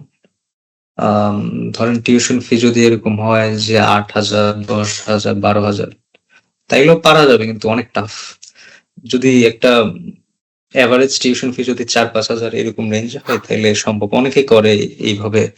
আর সবচেয়ে যেই পয়েন্টটা বলা দরকার আমার মনে হয় যে পার্ট টাইম জবের প্রসপেক্টিভে বেলজিয়াম অনেক এগিয়ে থাকবে, কারণ এখানকার অনেকগুলা জব আছে যেগুলোতে আপনার ওই যে ভাষার কোনো নাই, ব্যারিয়ারটা নাই আর কি, যেটা আমরা ফ্রান্সে দেখি আরেকটা বিষয় বা হচ্ছে হচ্ছে সুইডেনে দেখি। সাধারণত বিভিন্ন রেস্টুরেন্ট গুলা এবং বিভিন্ন প্রতিষ্ঠান গুলা, ওয়্যার হাউস গুলা হচ্ছে স্টুডেন্টদেরকে রিক্রুট করতে চায়, কারণ হচ্ছে কোনো ট্যাক্স দিতে হয় না, স্টুডেন্টদেরকে আলাদা ট্যাক্স দিতে হয় না, বা প্রতিষ্ঠানকে কোনো ট্যাক্স দিতে হয় না। যেখানে হচ্ছে লোকাল কাউকে রিক্রুট করতে গেলে ওদের আলাদা ট্যাক্স দিতে হয়, এই কারণে স্টুডেন্টদের অপরচুনিটি বেশি থাকে এই ক্ষেত্রে। এই আর কি। আমাদের একজন কোশ্চেন করতে আছেন মেরাজুল আলম, জি আপনি আনমিউট করে কোশ্চেন করতে পারেন। আসসালামু আলাইকুম ভাইয়া, আমাকে শোনা যাচ্ছে? হ্যাঁ, শোনা যাচ্ছে, কোশ্চেন করতে পারেন। ভাইয়া, আমার তো একটা মাস্টার্স কমপ্লিট আছে বাংলাদেশে, তো আমি যদি পিএইচডি করতে চাই সেই ক্ষেত্রে কি আমার মাস্টার্সটা কি রিসার্চ থাকতে হবে বা রিসার্চ এক্সপিরিয়েন্স থাকতে হবে যদি আমি পিএইচডি করতে চাই? এইটা একটু ট্রিকি আছে, এটা ট্রিকি কারণে যে আপনার মাস্টার্স কি 1 বছরের মাস্টার্স বাংলাদেশে যেটা হয় আর কি জি, টিপিক্যালি 1 বছরের মাস্টার্স। আচ্ছা, এখন হচ্ছে কি এটা মানে প্রোফাইলের উপর বেসড করে হয় আর কি। আমি খুবই রেয়ার সংখ্যক মানুষ দেখছি যারা এরকম 1 বছরের মাস্টার্স করে পিএইচডি করতে আসছে। আমি লুভেনে কয়েকটা বাইরে দেখছি। কেউ লুভেন একটা খুবই হাইলি র্যাঙ্কড ইউনিভার্সিটি আছে বেলজিয়ামে। ওইখানে বুয়েটে কয়েকজন ভাইকে দেখছিলাম আমি যে ওনারা হচ্ছে এরকম 1 বছরের মাস্টার্স করে আসছে নাকি পিএইচডি করতে। ইউজুয়ালি হয় না, কারণ ওনাদের রিকোয়ারমেন্ট হচ্ছে 2 বছরের মাস্টার্স। এই কারণে বেলজিয়ামে অনেক অনেক না, মেবি গেন্টেই একটা অ্যাডভান্স মাস্টারের কনসেপ্ট আছে আর কি। যারা এরকম 1 বছরের মাস্টার্স করে ওদের বলে যে আপনি এখানে একটা অ্যাডভান্স মাস্টার্স করেন, যেটা হচ্ছে 1 বছরের, তারপরে আপনি পিএইচডি তে ইজিলি যেতে পারবেন। আবার ওই যদি প্রোফাইল ভালো হয়, আপনার যদি পিএইচডি যে টপিক বলে, তখন আর তো প্রোগ্রাম থাকে না, টপিক বলে, ওই টপিকের সাথে যদি আপনার ভালো কোনো কাজ থেকে কাজ থাকে। থাকে বা থিসিসটা রিলেভেন্ট হুম। হয় আর কি ওইটার সাথে, বা আপনি ওইরকম ইমেল করে হচ্ছে কনভিন্স করতে পারেন, সম্ভব, অসম্ভব না, কিন্তু 2 বছর ওনারা প্রেফার করে আর কি মাস্টার্স। ওকে ভাইয়া। আর বাংলাদেশে যেহেতু আমার একটা মাস্টার্স কমপ্লিট আছে, আর আমি যদি বেলজিয়ামে আরেকটা মাস্টার্স করতে চাই, সেটা কি আমাকে কোনো অ্যাডভান্টেজ দিবে? না, এটা কোনো অ্যাডভান্টেজ আলাদাভাবে দিবে না। আপনি অ্যাডভান্টেজ বলতে কি, আপনি ওই ডিপার্টমেন্টে করলে আপনি আরো বেশি নলেজেবল, এটা একটা অ্যাডভান্টেজ আর কি। যদি ভাইবা হয় আপনি ভালো পারফর্ম করবেন, বা আপনি এসওপি লিখলে ভালোভাবে লিখতে পারবেন, আপনি আরো বেশি ইনফর্মড কিছু লিখতে পারবেন। একটা এমনি এমনিতে ওনারা এটা আসলে ওইভাবেই করে না, তাহলে আমার ব্যাচেলরটাই অ্যাডভান্টেজ আসল। হিসেবে দেখতে চায় না। ব্যাচেলরটাই আসে। ব্যাচেলরটাই আসল। আর কোনোভাবে যদি লিঙ্ক করতে পারেন যে আপনার মাস্টার্স এই দেশে ছিল এই প্রোগ্রামে, কিন্তু আপনার হচ্ছে এই লেকিং ছিল মাস্টার্সে, তো এখন আপনার মনে হচ্ছে কি আরেকটা বেটার মাস্টার্স করা যায়, যেটা হচ্ছে যুগের সাথে তাল মিলিয়ে ওই ব্যাপারগুলো করবে, মানে একটা রিজন তৈরি করা আর কি, যে ফুলফিল না আপনি আপনি এখন এইখানে এসে একটা মাস্টার্স করে আরো বেশি এনরিচড হইতে চাইতেছেন ক্যারিয়ার ওয়াইজ, ওইভাবে যদি প্রজেক্ট করতে পারেন তাইলে হবে আর কি। থ্যাংক ইউ ভাইয়া। আচ্ছা, আমাদের একজন কোশ্চেন করতে যাচ্ছেন, নুসরাত অন্তরা। জি, আপনি আনমিউট করে কোশ্চেন করতে পারেন। হ্যালো ভাইয়া। আচ্ছা ভাইয়া, আমার কোয়েশ্চেন হচ্ছে যে রিসার্চ বেসড যে ইউনিভার্সিটি গুলো ভাইয়া দেখালো, ওগুলোর মধ্যে কোন ইউনিভার্সিটি গুলোতে ইজিলি অফার লেটার পাওয়া যায়? আমার ব্যাকগ্রাউন্ড হচ্ছে computer science and working field হচ্ছে সাইবার সিকিউরিটি। আমি যেটা বুঝলাম আর কি, আমরা অনেকে আসছি তো এবার, অনেকে অনেকের সাথে কানেক্টেড, তো যেটা ক্লিয়ারলি বুঝলাম যে অফার লেটার পাওয়াটা খুব একটা জটিল কিছু না। যদি আপনি ওই যে যে রিকোয়ারমেন্টস গুলো আছে, জিপিএ কোনো রিকোয়ারমেন্টস থাকলে, বা ডিপ্লোমার রিকোয়ারমেন্টস, অর্থাৎ আপনার ব্যাচেলর যদি ফিট থাকে, আপনার যদি আইএলটিএস ক্লিয়ার থাকে, খুব একটা ঝামেলা হয় না অফার লেটার পাইতে, যদি এসওবিটা একটু ডিসেন্টলি গুছানো হয় আর কি। আমি বলবো অনেক ভালো আছে এই দিক থেকে, অ্যাকসেপ্টেন্স পার্সেন্টেজটা অনেক ভালো, অনেক হাই আছে। তো এই ক্ষেত্রে ভিওবি আছে খুবই ভালো, গ্যান্টো আছে অনেক প্রোগ্রাম, ভালো ভালো ইউনিভার্সিটিতে আপনি পাইতে পারেন, অ্যাকসেপ্টেন্স পাইতে পারেন। তো ডিপেন্ড করছে হচ্ছে ম্যাটেরিয়ালস এর উপর, এসওপি, এলওআর এগুলোর উপর। আমরা এই প্রসঙ্গে একটা কোশ্চেন জি, করতে চাই। আমাদের কমেন্টে উনি কোশ্চেন করছেন যে what are the elements of responsible to get A scholarship? Can a student gate A scholarship with CGPA 3.15 to 3.40 range? তো কি কি প্রিপারেশন থাকলে একটা স্কলারশিপ অ্যাচিভ করা যায়, এটা সম্পর্কে যদি একটা রিভিউ দিন। তো ব্যাপার হচ্ছে কি, ইউরোপের কিছু ব্যাপার হচ্ছে, মানে অ্যাপার্ট ফ্রম হচ্ছে ইরাসমাস স্কলারশিপটা আর কি, ওইটা হচ্ছে মাঝে মাঝে আমরা দেখি যে 2.87 দিয়ে গতবার একজন পাইছে আমার পরিচিত আর কি। ওরা ওটা খুবই এক্সেপশনাল কেসে, কিছু এক্সেপশনাল প্রোফাইল দ্বারাই ওনারা কনসিডার করে, কিন্তু ওইটা বাদে যেসব প্রোগ্রাম আছে এখানে, আনলাইক ইউএস বা কানাডা, এখানে ওনারা খুবই স্ট্রিক্ট কিছু ব্যাপারে। এর মধ্যে একটা হচ্ছে জিপিএ, যেমন মাস্টারমাইন্ড যে স্কলারশিপ, ওইটার বেসিক একটা রিকোয়ারমেন্ট হচ্ছে আপনার জিপিএ 3.5 প্লাস থাকা লাগবে আউট অফ 4, আর আইএলটিএস 7 থাকা লাগবে। ফলে এই জাতীয় স্কলারশিপে তো সুযোগ নেই অ্যাপ্লাই করার। কিন্তু কিছু স্কলারশিপ আছে ডিপার্টমেন্টাল স্কলারশিপ, তো এটার যেটা প্রোফাইল ইভ্যালুয়েশন হয়, আপনার অনেকগুলা মার্ক থাকে, ধরেন 100 মার্কের মধ্যে 30 হচ্ছে আপনার জিপিএ এর উপরে, আর 70 হচ্ছে আদার ম্যাটেরিয়ালস এর উপরে। আপনি যদি ওইখানে খুবই ভালো মার্ক পেয়ে থাকেন, তো আপনার এটা কাভার করে যদি ডিপার্টমেন্টে যতজন অ্যাকসেপ্টেন্স লেটার পাইছে ওদের মধ্যে থেকে আপনি টপ 2-3 থাকেন, তাই ওই ধরনের স্কলারশিপ পাইতে পারেন। একটু টাফ এই সেন্স আর কি, এই রেঞ্জে যে সিজিপিএ বলেন 3.1 to 3.4, এটা একটু টাফ, ডিফিকাল্ট। কিন্তু অসম্ভব না। তো তাহলে এক্ষেত্রে একজন অ্যাপ্লিকেন্ট যদি মোটামুটি 3.4 3.5 রেঞ্জের সিজিপিএ থাকে তাহলে তার এসওপিটা খুবই গুরুত্ব সহকারে লেখা উচিত। এক্ষেত্রে এসওপিতে কোন কোন জিনিসগুলো ফোকাস করলে ভালো হয়, অর্থাৎ এসওপির একটা স্ট্রাকচার যদি বলে দিতেন যে স্কলারশিপ উইনিং এসওপি, আপনার এসওপির জাস্ট একটা হিন্টস দিলে ভালো হয় যাতে আমাদের অ্যাপ্লিকেন্টরা একটা প্রিপারেশন নিতে পারে বা আইডিয়া নিতে পারে। এইটা হচ্ছে কি, এটা হচ্ছে যখন এসওপি, আমার যে ধারণা আর কি, যেমন আমার রেজাল্টটা তো বলা হয় না, আমার রেজাল্ট ছিল 3.54, জাস্ট থ্রেশহোল্ড ক্রস করছে। তার মানে অনেকে ধরেন যদি 400 স্টুডেন্ট যায় 200 প্রোগ্রাম থেকে, ফ্লেমিশ রিজনে যত প্রোগ্রাম আছে, তার মানে 400 জনের মধ্যে যদি 15 জন সিলেক্ট করে, তাহলে আমি খুব একটা উপর দিকে থাকার কথা না যদি জিপিএ ওইভাবেই হতো। ফলে আমার অন্যান্য ম্যাটেরিয়াল গুলো আমার মনে হয় অনেক বেশি স্ট্রং ছিল আর কি। তো ওই সেন্সে আমি বলবো যে আপনার যে প্রোগ্রাম ওইটা সম্পর্কে যদি খুব ভালো আইডিয়া থাকে, ইনডেপথ আইডিয়া থাকে যে আপনার প্রোগ্রাম যেটা পড়াবে ওই ইউনিভার্সিটি ওইটা আসলে কিসে ফোকাস করে, কেমন স্টুডেন্ট চায়, আপনি ওইসব ব্যাপারে কতটুকু বেসিক নলেজ রাখেন যে আচ্ছা আমি এখানে গেলে এটা এটা শিখে ক্যারিয়ারে এই করতে পারবো, মানে এই ব্যাপারে যত বেশি ক্লিয়ার থাকা যায় আর কি।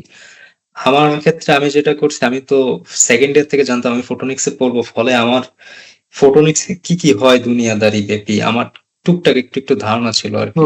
আর আমি যেহেতু আমার আন্ডার গ্রেডে থিসিসটা করেছিলাম হচ্ছে আপনার সোলার সেল, ওইটা হচ্ছে ফটোনিক্স এর একটা সাবফিল্ড, যার কারণে আমি ওইভাবে হচ্ছে প্রজেক্ট করতে পারছি আর কি, যে আমার মোটিভেশন গুলো বলতে পারছি কেন আমি পড়তে চাই। আরেকটা ব্যাপার ছিল যে আমি একটা সফটওয়্যার সিমুলেশন ইউজ করছিলাম আমার ব্যাচেলরের জন্য, থিসিসের জন্য, যেটা আবার গ্যান্ট ইউনিভার্সিটিতে ওনারা তৈরি করছিলেন আর কি। ফলে এইভাবে আমি কানেক্ট করে একটা ওভারঅল পিকচার হ্যাঁ, কানেক্ট করাটা, ডট কানেক্ট করাটা খুবই গুরুত্বপূর্ণ, একটা ডটের সাথে আরেকটা ডট কানেক্ট করাটা।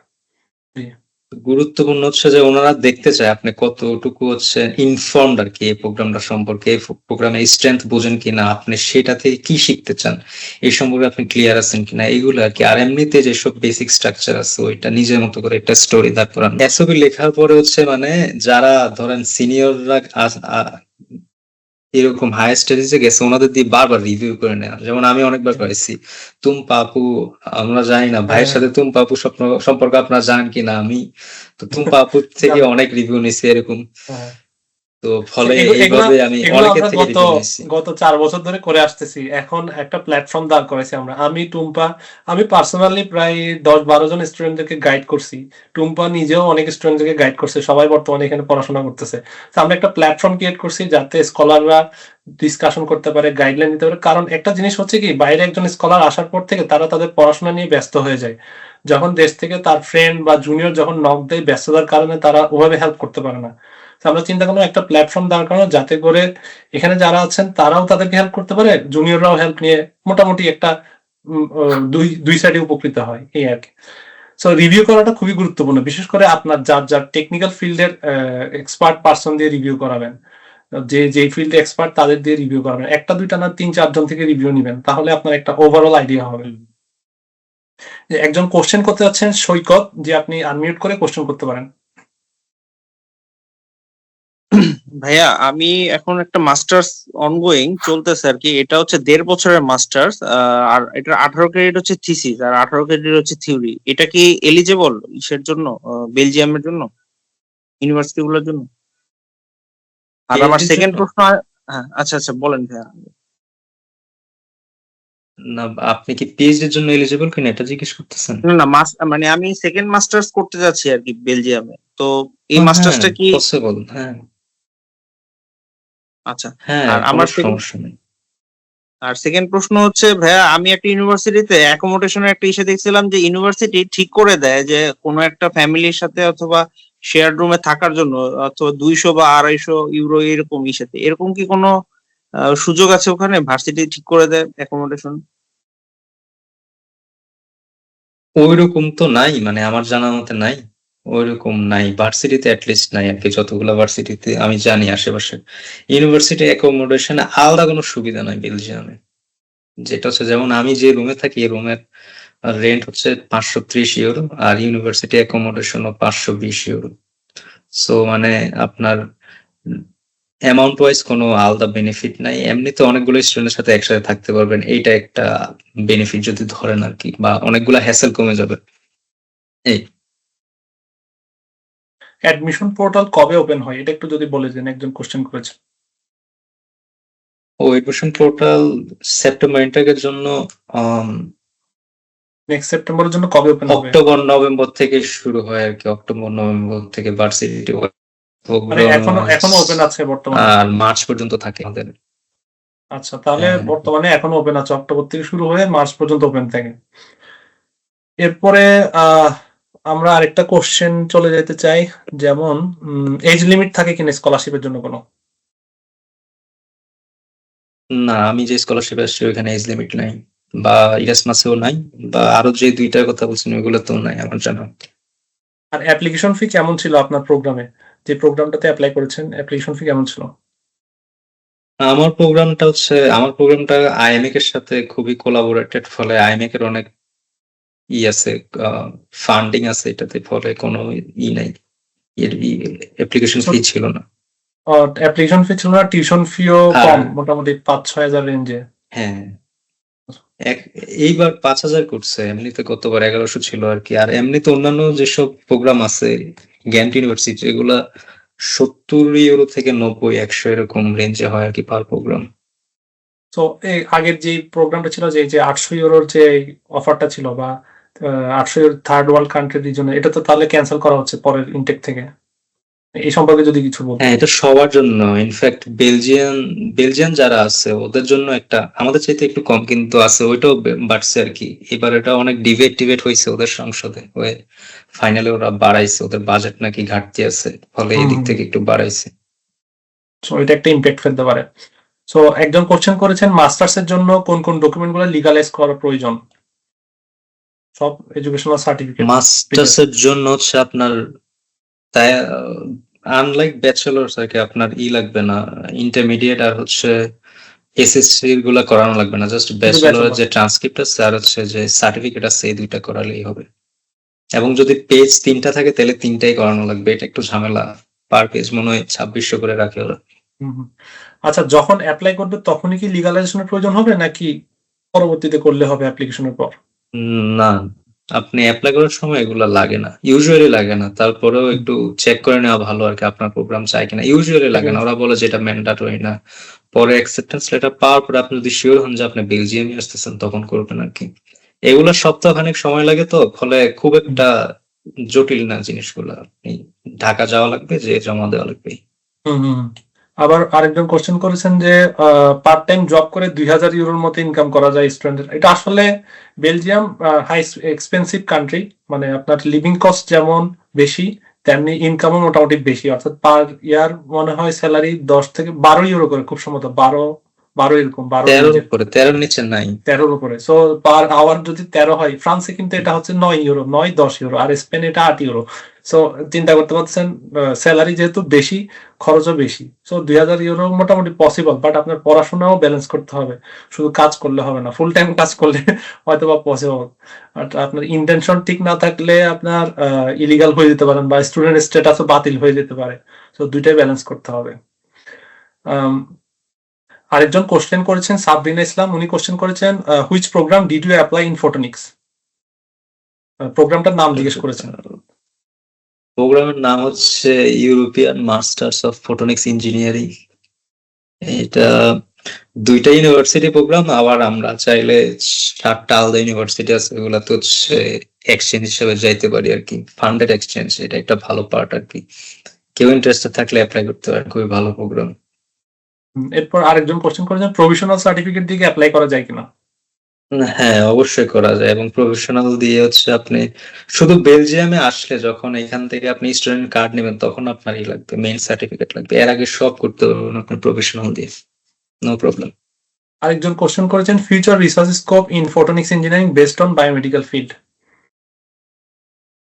উনি হয়তো বা বায়োমেডিক্যাল সেক্টরে আছেন, উনি ফটোনিক্স নিয়ে কোশ্চেন করেছেন, ফিউচারটা কেমন বেলজিয়ামে? বুঝতে পেরেছি, খুবই ভালো, খুবই ভালো।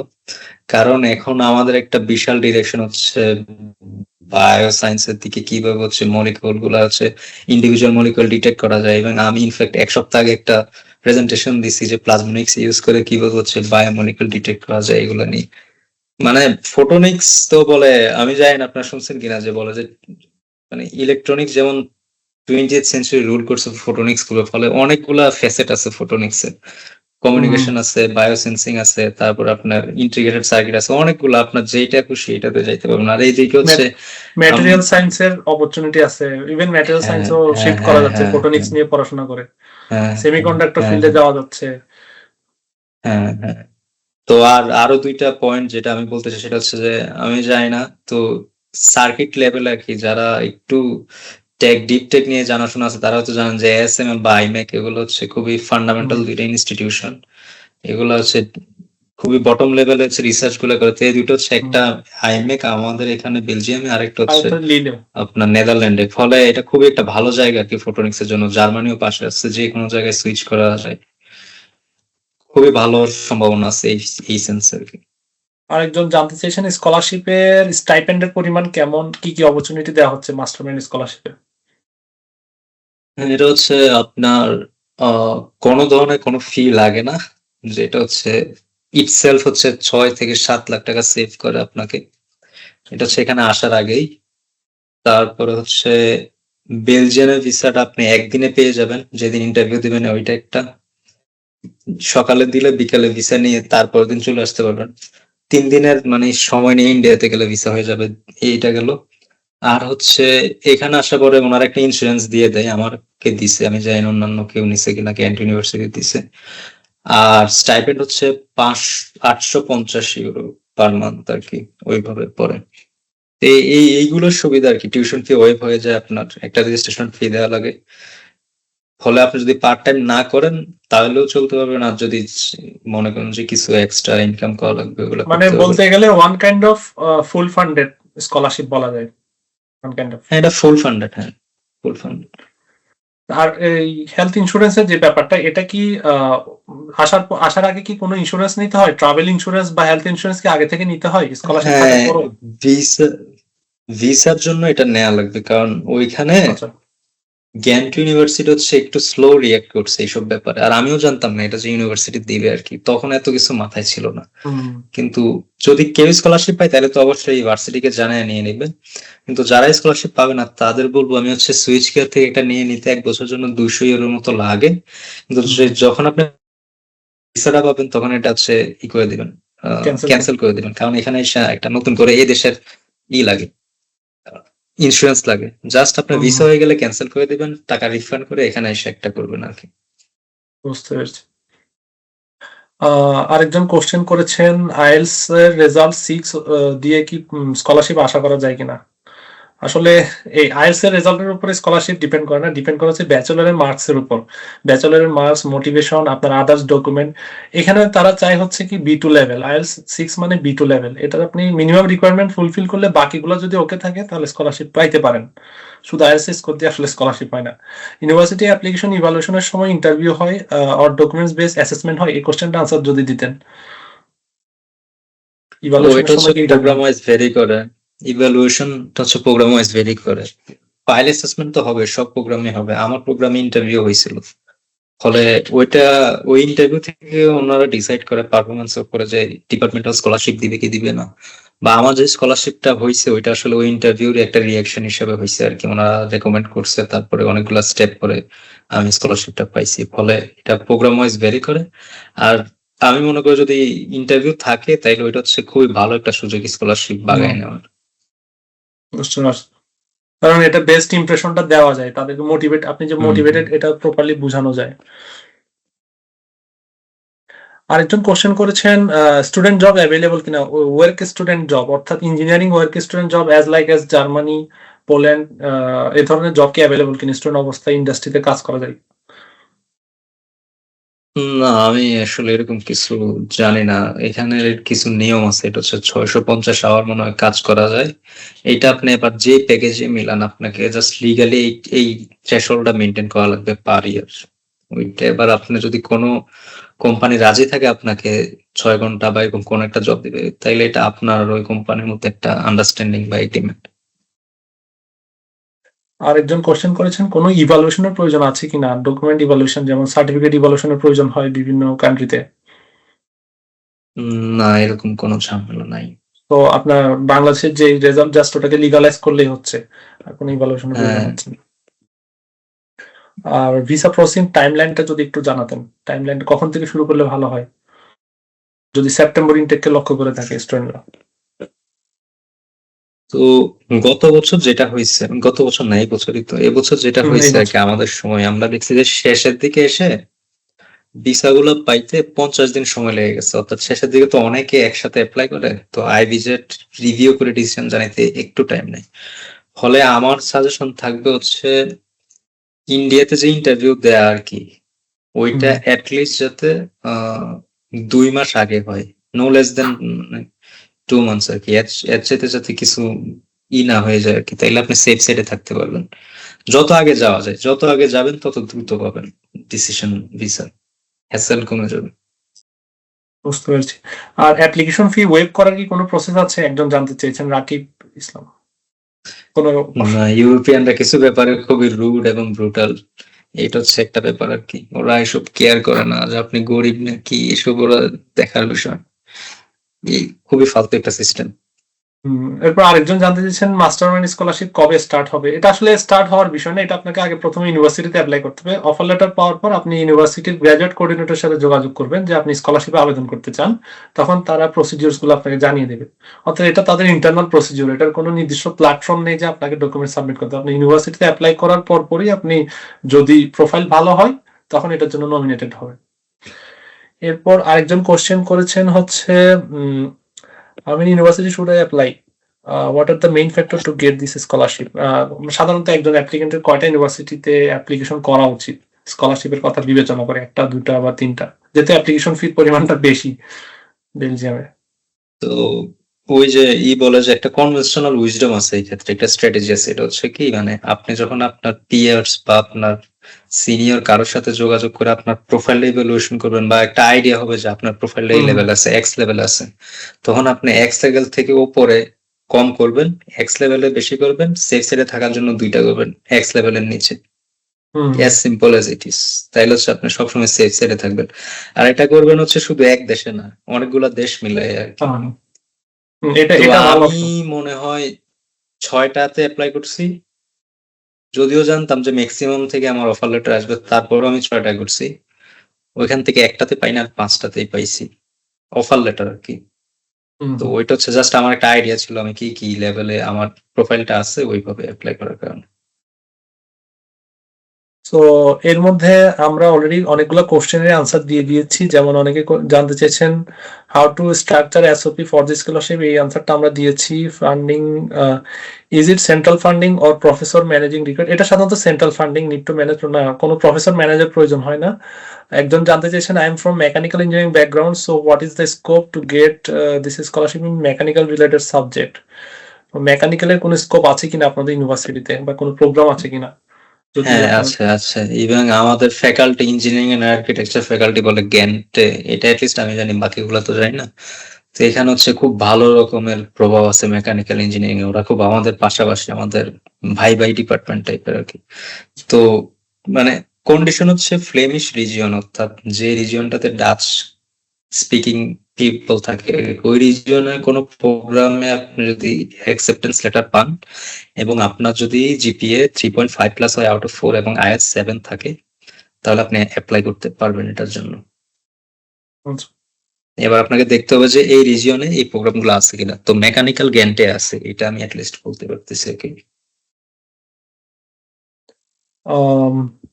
ঘুরে ফিরে অধিকাংশেরই একই প্রশ্ন, ম্যান্ডেটরি রিটার্ন। একজন জানতে চেয়েছেন is it mandatory to come back in Bangladesh? না, বাংলাদেশে রিটার্ন করার কোনো রুলস নাই এই স্কলারশিপে। লাস্ট অ্যাপ্লিকেশন ডেট জানতে চেয়েছেন একজন, সাধারণত মার্চের দিকে থাকে খুব সম্ভবত ইউনিভার্সিটিগুলো। মার্চ 31। মার্চ হচ্ছে ডেডলাইন। সো কস্টের ব্যাপারে একজন জানতে চাইছেন হাউ মাচ কস্ট, যদি কেউ সেলফ ফান্ডিং এ পড়াশোনা করতে চায়। এটা আমি অলরেডি বলেছি খুব সম্ভবত, যে তাকে 10.5 থেকে 11,000 euro plus tuition fee 4,000 5,000 euro, এই পরিমাণ টাকা তাকে ব্লক করতে হবে। এই ব্লকের টাকাটা আপনারা আবার ব্যাক পেয়ে যাবেন আসার পর, এমন না যে টাকাটা পুরোপুরি দিয়ে দিতে হবে। টাকাটা ব্লক করতে হবে, এখানে আসার পর প্রতি মাসে একটা নির্দিষ্ট পরিমাণ অ্যামাউন্ট আপনাকে তারা রিটার্ন করবে, অর্থাৎ এটা তারা সিকিউরিটি ডিপোজিট হিসেবে নিচ্ছে। তারপর সো এই ছিল আমাদের কোশ্চেন গুলো। আর আমাদের যারা অ্যাপ্লিকেন্ট আছেন, পার্টিসিপেন্ট আছেন, আপনাদের মধ্যে যদি আর কোনো কোশ্চেন থাকে কোশ্চেন করতে পারেন।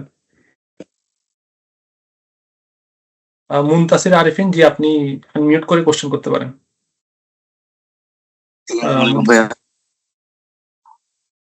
আসসালামু আলাইকুম ভাইয়া। আমার কোয়েশ্চেনটা একটু লাগতে পারে। আমার একটা কোয়েশ্চেন হচ্ছে আপনার, আমি যেটা দেখলাম ফ্লেমিশ যে ইউনিভার্সিটি গুলা, ওগুলাতে আমি কয়েকটা কারণে আসলে আটকে গেছি। এখন আমার সামনে আছে ওয়ালোনিয়া ভিত্তিক যে ইউনিভার্সিটি গুলো, যেমন ইউসি লোভেন, তারপরে ইউলিজ, নামুর মন্স, এই টাইপ এগুলো আর কি। এখন এগুলাতে বিগত বছরগুলোতে অ্যাকসেপ্টেন্স কিরকম? আমার সিজিপিএ 3.1 আর হচ্ছে আপনার আইএলটিএস হচ্ছে 6.5।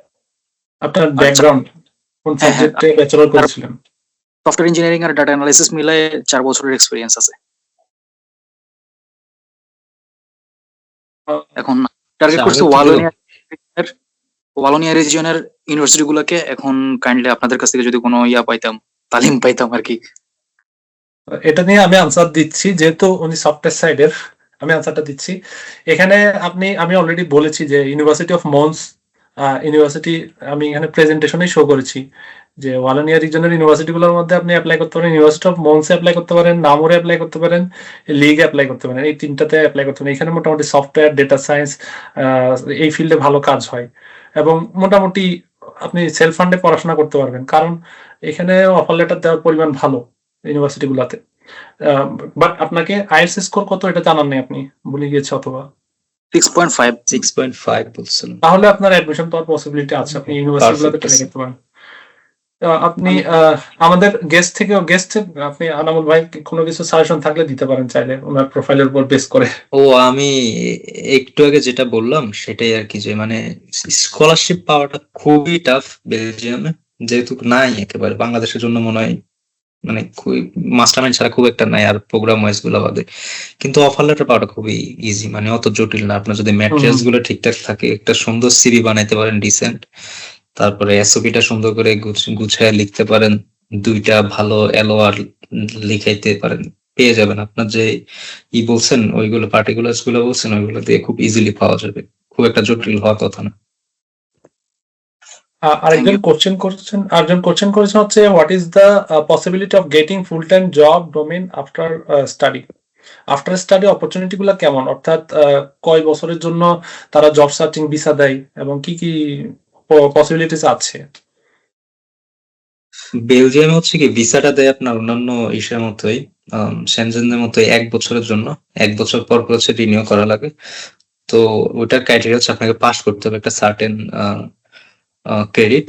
পাস করলে আপনি এইভাবে যদি আপনার কোর্স কমপ্লিট করেন, ব্যাচেলার জন্য 4 বছর আর মাস্টার্সের জন্য 2 বছর, তারপর আপনাকে হচ্ছে একদম 1 বছর ফ্রি সময় দিবে।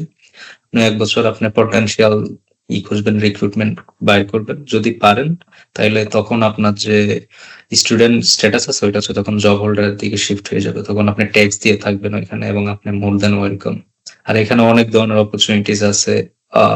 বিশেষত যেটা হচ্ছে আমরা আগে খুব একটা নোটিস করি নাই, সেটা হচ্ছে যে আর্টস এর অনেকের জন্য খুব ভালো ভালো জব আছে, কারণ অনেকগুলা ইউরোপিয়ান সেন্ট্রাল প্রতিষ্ঠান এখানে ব্রাসেলসে, যার কারণে এখানে অনেক মানে খুবই হ্যান্ডসাম জব আছে, খুবই ওয়ার্ল্ড ক্লাস জব আছে আর কি। ওই ক্ষেত্রে এমনিতে টেকনোলজি রিলেটেড তো অনেক আছে, এটা আমি আর বললাম না।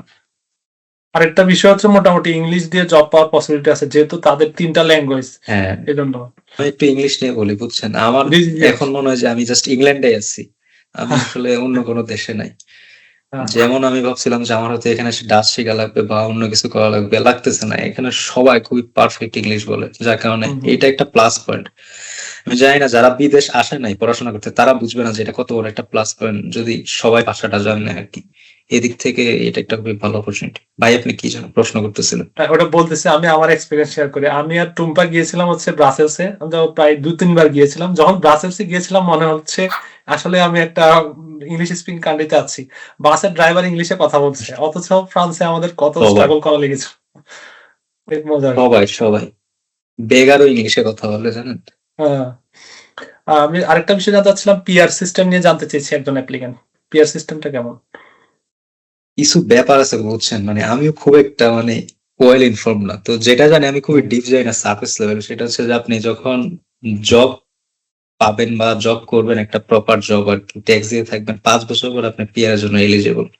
তখন আপনাকে হচ্ছে পিআর জন্য মেবি ভাষাটা লাগে না আর কি, পিআর এর জন্য যে কোনো জিনিসই পসিবল, কিন্তু যদি নাগরিকত্ব নিতে চান তাহলে আপনাকে ভাষা ক্লিয়ার করা লাগবে, B1 লিস্ট মেবি, করে তারপরে অ্যাপ্লাই করা যাবে। এগুলা বেসিক, মানে পুরো সেনজেনের মতোই আর কি, খুব একটা ডিফারেন্স নাই, কাছাকাছি রুলস গুলা। বুঝতে পেরেছি। তো আমি যতটুকু জানি সাধারণত 5 ইয়ার্স ট্র্যাক থাকে সবখানেই, সব দেশে, ইউরোপিয়ান ইউনিয়নের সব দেশে। আপনাকে হ্যাঁ, 5 ইয়ার্স স্টে করতে হবে, ট্যাক্স দিতে হবে, তারপর আপনি পিআর এর জন্য অ্যাপ্লাই করতে পারবেন যখন আপনার কাছে একটা ফুল টাইম জব থাকবে। So, এটা হচ্ছে প্রসিডিওর। আরেকজন জানতে চাচ্ছেন France versus Belgium which suggest for masters program. এটা আসলে ডিপেন্ড করছে আপনার অ্যাপ্লিকেশনের উপর, অপরচুনিটির উপর, অনেক ক্রাইটেরিয়া আছে যে আপনি কোথা থেকে অফার লেটার পাচ্ছেন, কোথা হ্যাঁ, থেকে স্কলারশিপ পাচ্ছেন, এটার উপর ডিপেন্ড করছে আপনার মেইন প্রায়োরিটি কি ওটার উপর। এরপর একজন কোশ্চেন করেছেন, is it possible to get a scholarship in data science for masters? Which one is better, pursuing masters or PhD in Belgium? PhD Bangladesh থেকে যদি সরাসরি পিএইচডি করতে আসতে হয়, আপনার অবশ্যই একটা ভালো মাস্টার্স থাকতে হবে 2 বছরের এবং ভালো পাবলিকেশন থাকতে হবে, তাহলে আপনি পিএইচডি ম্যানেজ করতে পারবেন। আদারওয়াইজ আপনাকে মাস্টার্সে আসতে হবে। এটা হচ্ছে জেনারেল থাম রুল। তারপর হচ্ছে এই কোশ্চেন গুলো আমরা মোটামুটি আনসার দিয়েছি। আর কারো কোনো কোশ্চেন থাকলে করতে পারেন। আমরা অনার্স মাস্টার্স অ্যানথ্রোপোলজিতে এই সাবজেক্ট নিয়ে পড়ার জন্য বেলজিয়াম কি পারফেক্ট আইডিয়া নিয়ে আমার। আপনি আমাদের এখানে আসলে অ্যানথ্রোপোলজি নিয়ে কোনো কি আইডিয়া আছে? অ্যানথ্রোপোলজি হ্যাঁ, আমি বলি। আমার এবার যারা আমাদের একটা কম্বাইন্ড হইলো আর কি, যে যারা স্কলারশিপ পাইছে ওদের নিয়ে তো একটা আয়োজন হয়েছিল, ওখানে দেখলাম অনেক আর্টসের পোলাপাইন আছে যারা পেন্টিং করে, অ্যানথ্রোপোলজিরও একজন ছিল। কারণ এই শহরগুলো তো 800-1200 বছর পুরানো, ফলে অ্যানথ্রোপোলজি তো এখানে এসে করবেন আপনারা, ফলে সুযোগ আছে, অনেক আছে বরং। বুঝতে হবে, খুঁজে বের করতে হবে কোথায় কি অপরচুনিটিস আছে। তো আমরা তাহলে আজকে আমাদের তার আগে আমাদের আরেকটা কোশ্চেন ছিল একজন ব্যাচেলর অ্যাপ্লিকেন্টের, ব্যাচেলর নিয়ে কোনো আনসার দেওয়া হয়নি। ব্যাচেলরে অ্যাপ্লাইয়ের জন্য কি ডুওলিঙ্গো ইংলিশ স্কোর অ্যাকসেপ্টেবল কিনা, এটা কি কোনো ইনফরমেশন জানা আছে আপনার? ডুওলিঙ্গো অ্যাকসেপ্ট করে? আপনার হচ্ছে কিছু কিছু প্রোগ্রাম হয়তো অ্যাকসেপ্ট করতে পারে, কিন্তু আইডিয়ালি হচ্ছে আপনি আইএলটিএস দিয়ে দিবেন, কারণ ভিসা আইএলটিএস ছাড়া দেয় না। এটা আমার একদম স্বচক্ষে দেখা, একজন লয়ার ভাই ছিলেন, অনেক সুপ্রিম কোর্টের লয়ার প্র্যাকটিস করেন, কিন্তু ভদ্রলোকের হয় নাই আর কি, ভিসা হয় নাই, ফলে এটা খুবই গুরুত্বপূর্ণ একটা ইস্যু। আইএলটিএস দিয়ে দেওয়া হচ্ছে সবচেয়ে সেফ সাইডে থাকা। সো আইএলটিএস দেওয়ার ট্রাই করবেন। পিটি এর ব্যাপারে জানতে চেয়েছেন একজন। এইটা শিওর না, এটা প্রোগ্রাম ওয়াইজ দেখে নিতে হবে আসলে। সাধারণত আইএলটিএস না, টফেল হচ্ছে TOEFL স্ট্যান্ডার্ড, অ্যাকসেপ্ট করে। আইএলটিএস আর টফেলই হচ্ছে স্ট্যান্ডার্ডটাই দেওয়ার চেষ্টা করবেন। কনফারেন্স একজন কোশ্চেন করেছেন, I have published in the conference proceeding of KUET in 2016, how it will be evaluated for the scholarship. একটা কনফারেন্স প্রসিডিং আছে, অবশ্যই একটা প্লাস আর কি, যে কোনো জিনিস এক্সট্রা কারিকুলার কিছু হইলে আপনার এটা অবশ্যই একটা প্লাস আর কি। আমি যখন স্কলারশিপের জন্য অ্যাপ্লাই করি তখন আমার একটা ম্যানুস্ক্রিপ্ট হচ্ছে রিভিশনে ছিল, ফলে ওইটা একটা ভালো ইমপ্যাক্ট রাখছে আর কি। ইনফ্যাক্ট আমার ইন্টারভিউ প্রায় 30 মিনিট হয়েছে আমার রিসার্চের উপরেই, ফলে আমি মনে করি যে এটা খুবই ভালো একটা পয়েন্ট আর কি। এইটাতে হচ্ছে আপনার ইন্টারভিউটারে সেন্টার করতে চাইবেন যদি ইন্টারভিউ নেয়। আরেকটা বিষয় জানার ছিল এটা আমার থেকে, যে ম্যানুস্ক্রিপ্ট, সাপোজ কেউ একজন একটা কনফারেন্সে একটা প্রসিডিং এ একটা পেপার সাবমিট করলো, এটা এখনো পাবলিশ হয় নাই, এটা তারা কিভাবে প্রেজেন্ট করবে তাদের সিভিতে বা এসওপিতে, কিভাবে ও লিখবে? আচ্ছা, এটা হচ্ছে যে আমরা বলেছি স্টেজ আছে আর কি, যেমন ধরেন একটা হচ্ছে লিখতেছি, তখন আমরা লিখি যে ম্যানুস্ক্রিপ্টিং। আমার সিভিতে এরকমই ছিল, অনেকগুলো স্টেপের পরে যখন আমি একটা জার্মান ইউনিভার্সিটিতে অ্যাপ্লাই করছিলাম আর কি, তখন আমার ম্যানুস্ক্রিপ্টিং স্টেজে ছিল, তখন আমি লিখে দিচ্ছি ম্যানুস্ক্রিপ্টিং স্টেজে আছে। তখন যদি আপনার অ্যাবস্ট্রাক্টটা থাকে তাহলে ওইটা জাস্ট দিয়ে দিবেন আর কি, একটা অ্যাটাচমেন্ট হিসাবে। এটা extra শেয়ার file করার হিসেবে। ব্যাপারে কোনো আর যদি প্রাইভেসি ধরেন পলিসি আছে কিনা? যেমন আমি যদি আমার ডকুমেন্ট, এটা তো এখনো পাবলিশ হয় নাই, এটা কি কোনো ওয়াটারমার্ক দিয়ে শেয়ার করা লাগবে নাকি জাস্ট এমনি দিল? না না, এটা ওনারা খুবই এইসব ব্যাপার ওনারা বোঝে আসলে, আপনার প্রাইভেসি কিভাবে মেনটেন করা লাগে, এটা নিয়ে একদম বদার্ড হওয়ার কোনো প্রয়োজন নেই।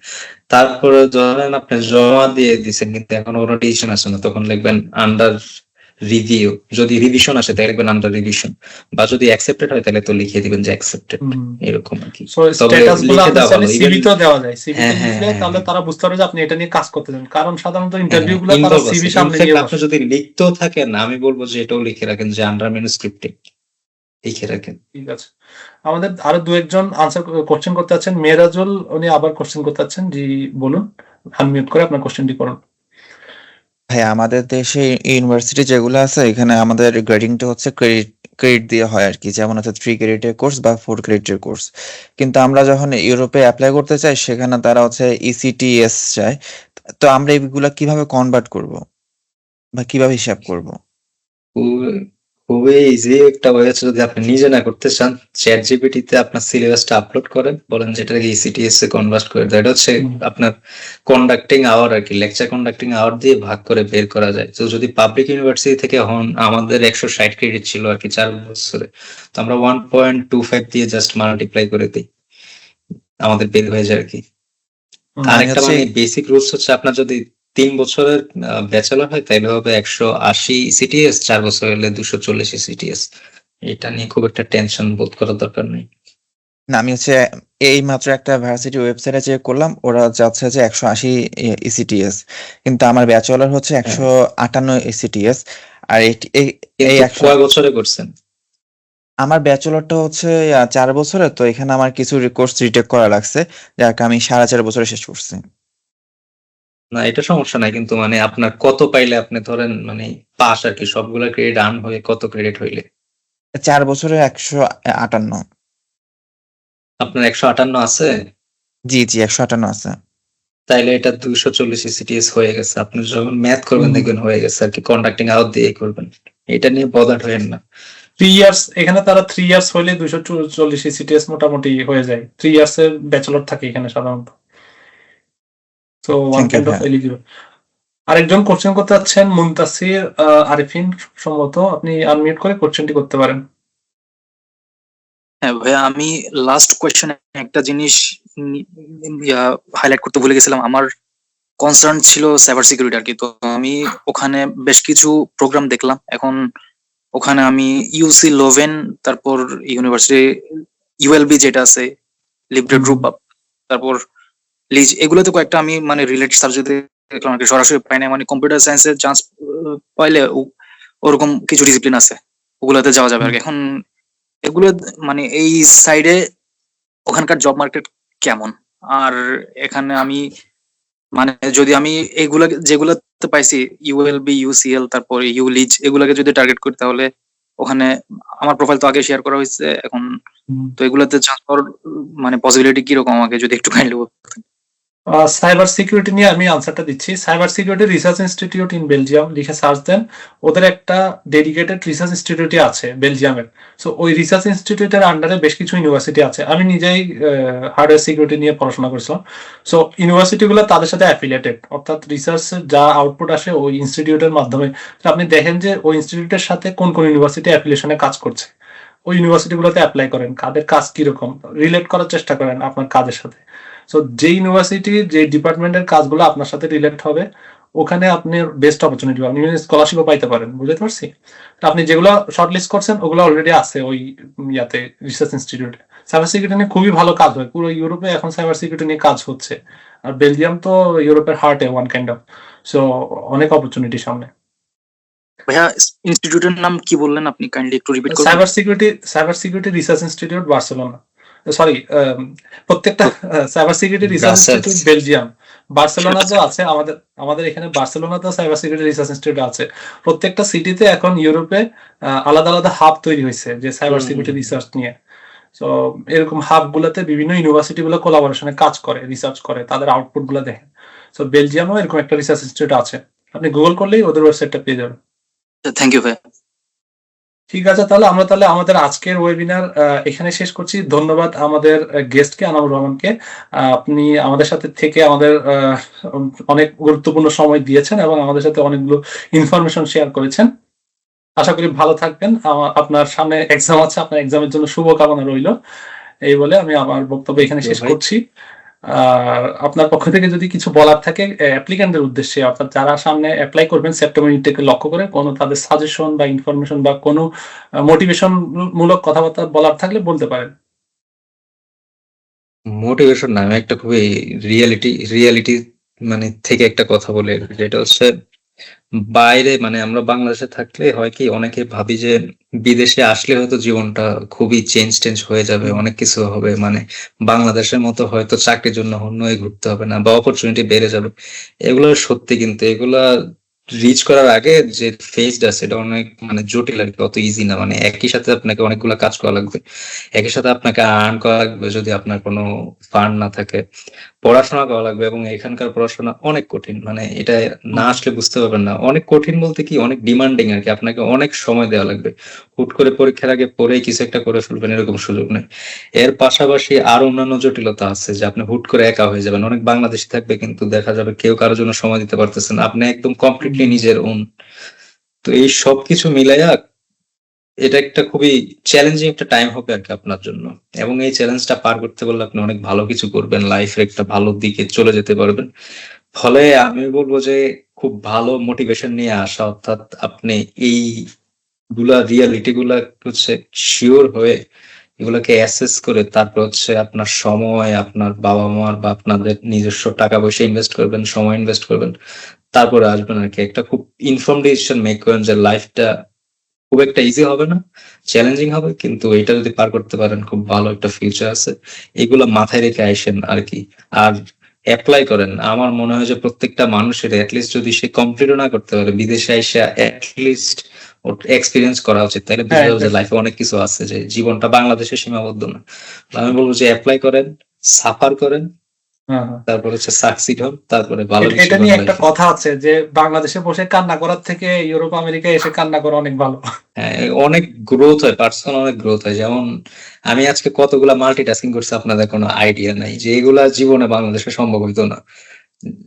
যেভাবে টাইমিং করে যে লেভেল এফিসিয়েন্সিটা বাড়ে, মানে 1 মিনিট সময় নেই আমি। বাংলাদেশে হয় কি আমরা অনেক ট্যালেন্টেড মানুষ দেখি, আমাদের ট্যালেন্ট গুলা হয় কি, আমি যেটা মানে রিয়েলাইজ করলাম এখানে এসে, যে আমরা বাংলাদেশ বা ইন্ডিয়াতে আমরা অনেক মানুষ দেখি খুবই ট্যালেন্টেড, ক্যালকুলেটর ছাড়া যে ধরনের ম্যাথ করে ফেলে, বা আমার আশেপাশে যেসব বন্ধু বান্ধব দেখতাম বা আমরাও যেসব কাজ করতাম, এখানে ওরা দেখলে হাঁ করে তাকাইতে থাকে। কিন্তু আমাদের একটা লেখা হচ্ছে আমাদের এফিসিয়েন্সি নাই। আমরা যা জিনিস শিখি এটা এফিসিয়েন্টলি কোনো আউটপুট বাই করতে পারি না, এই জিনিসটা এখানে আছে আর কি। তো এই জিনিসটা যখন লাইফে ইনকর্পোরেট করতেছে আস্তে আস্তে, পুরোপুরি পারতেছি না, দেখতেছি যে না ইন্টারেস্টিং কিছু হইতেছে, মানে নিজের পার্সোনাল গ্রোথ হইতেছে, বা আমি যে একটা জিনিস নিয়ে শিখতে আসছি খুব ভালো করে শিখতেছি, আমি বুঝতেছি আমি কই ইম্প্যাক্ট রাখতেছি, আমার এক্সপার্টিস কেমনে গ্রোথ হইতেছে। ফলে এই ব্যাপারগুলো আমার মনে হয় যে নিতে আসা দরকার। তারপরে আপনি হয়তো ব্যাক চলে গেলেন 2 বছর পরে, কোনো সমস্যা নাই, কিন্তু এই যে লাইফ লং একটা আপনার লার্নিং হিসেবে থাকবে আর কি এগুলা। এই জন্য বলবো যে আসেন, অ্যাপ্লাই করেন, খুব কেয়ারফুলি হচ্ছে সময় দেন। যত বেশি হোমওয়ার্ক করবেন আপনার প্রোগ্রাম সম্পর্কে, ম্যাটেরিয়াল গুলো সম্পর্কে, তত চান্স বেড়ে যাবে। এবং অবশ্যই মানুষের দোয়া রাখেন সাথে, সবকিছু আলটিমেটলি লাকের একটা বিষয় আছে। এবং অ্যাপ্লাই করেন, আসেন, পরিশ্রম করেন, সাকসিড হন, আমার জন্য দোয়া করেন। হ্যাঁ, অবশ্যই। ঠিক আছে। আরেকটা বিষয় আমি সাথে অ্যাড করব, সেটা হচ্ছে অবশ্যই পড়াশোনা করতে এসে পড়াশোনা ছেড়ে দিবেন না, যেটার কারণে আমাদের খুবই বাজে ইম্প্যাক্ট ক্রিয়েট হচ্ছে। অনেকে পড়াশোনা করতে আসতেছে, পড়াশোনা না করে অন্য দেশে চলে যাচ্ছে। এই সকল কাজ করবেন না। অবশ্যই যে প্রোগ্রামটাতে পড়তে আসছেন ওটা ভালোভাবে কমপ্লিট করবেন, এরপর যেখানে খুশি ওখানে চলে যান, সমস্যা নাই। অ্যাটলিস্ট আপনার ট্র্যাক রেকর্ডটা থেকে যাবে যে আপনি প্রোগ্রাম কমপ্লিট করেছেন। আর আপনি যদি ছেড়ে দেন প্রোগ্রাম মাঝপথে, তখন পরবর্তীতে যে স্টুডেন্ট অ্যাপ্লাই করবে তার জন্য কঠিন হয়ে দাঁড়াবে অফার লেটার পাওয়াটা। তো এই বিষয়টা মাথায় রাখবেন। তো ধন্যবাদ সবাইকে। আশা করি আজকের ওয়েবিনারটি আপনাদের জন্য অনেক রিসোর্সফুল ছিল, এবং ধন্যবাদ আমাদের গেস্টকে তার মূল্যবান সময় দেওয়ার জন্য। সবাই ভালো থাকবেন, সুস্থ থাকবেন। আল্লাহ হাফেজ। Thank you. আল্লাহ হাফেজ।